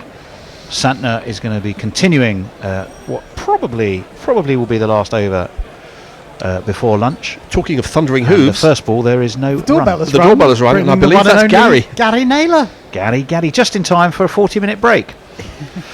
Well done, guys. God, we've missed a good chair in the other room. They're in, That's it. flicked around the corner by Root. They've taken one. They'll stay at one. That might be Root's morning. Has he brought some nice baked goods from Waitrose in Putney though? That's true. He is a baker, isn't he? Very deep third man says, great captain's knock by Joe Root. It was 2 for 24 when he walked out, which I think means it was 24 for 2 when he came in. I mean, the beauty of this innings, I think, from Root is he's really got his footwork going, and He it's has. starting Well, to look eventually, yeah. natural And again. his timing. Santner's in. He gives this plenty Sure. of air. That's driven by the man at Pope, cover. but again, it's straight to that same man at cover. They've got quite a thing going on, those two. And Chewy Andrew says he also puts a hashtag at the end of it, Britannia, which you don't see very often. No, you don't. As Santner's in again from the members' end, and Ollie Pope probably conscious that lunch is looming.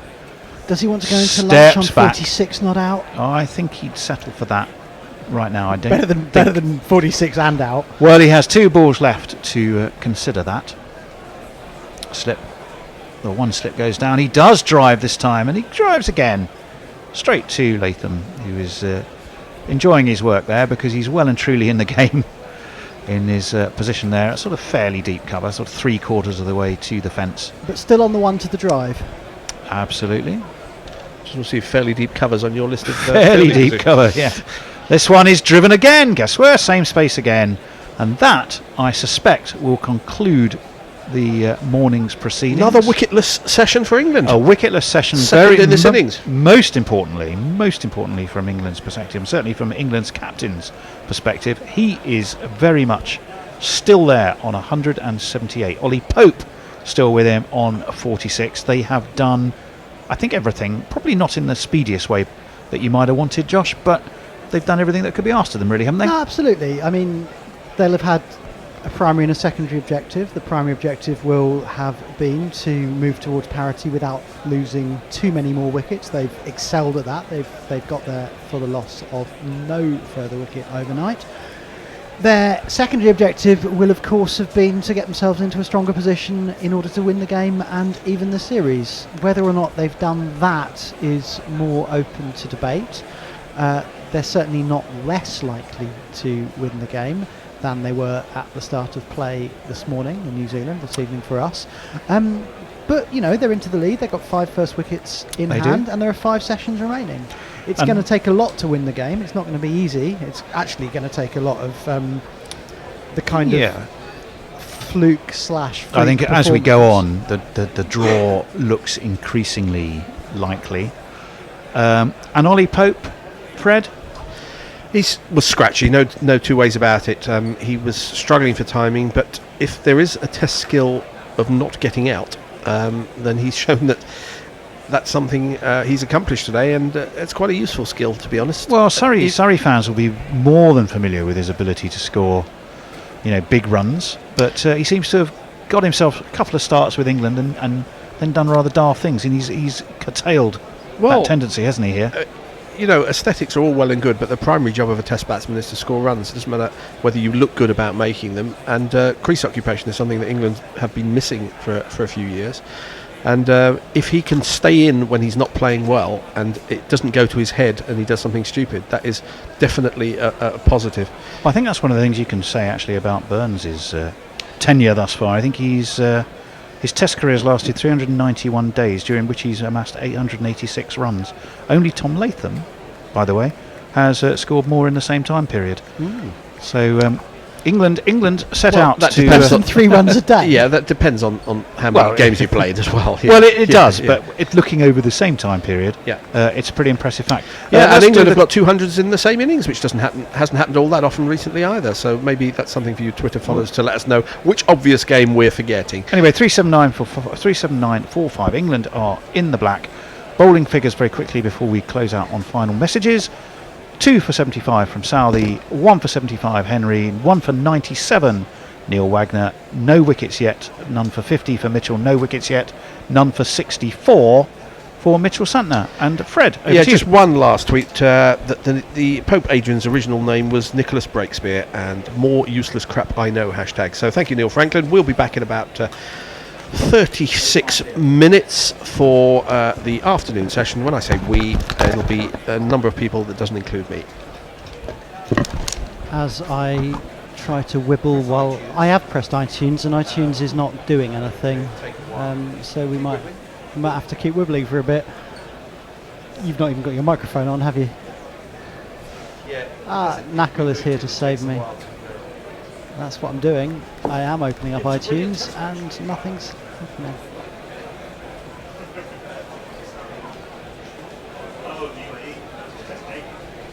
I'm going to leave Knuckle to do this because nothing's happening and me sitting here is not going to speed it up. Here we are. Yeah, this jingle machine is steam powered, as are most of our machines. Please do give us some money at patreon.com/Gorilla Cricket to help us bring our technology into this part of the 21st century. But we'll give you some highlights to tide you over this afternoon, or rather this lunchtime. We will go back to a test match involving New Zealand from, I think, back in 2014 against Pakistan in the UAE. I tell you what, I really want a jingle. Now, I know Tintin, our producer. As you can see here is in, and down the track comes Mark Craig, who has some indiscretions to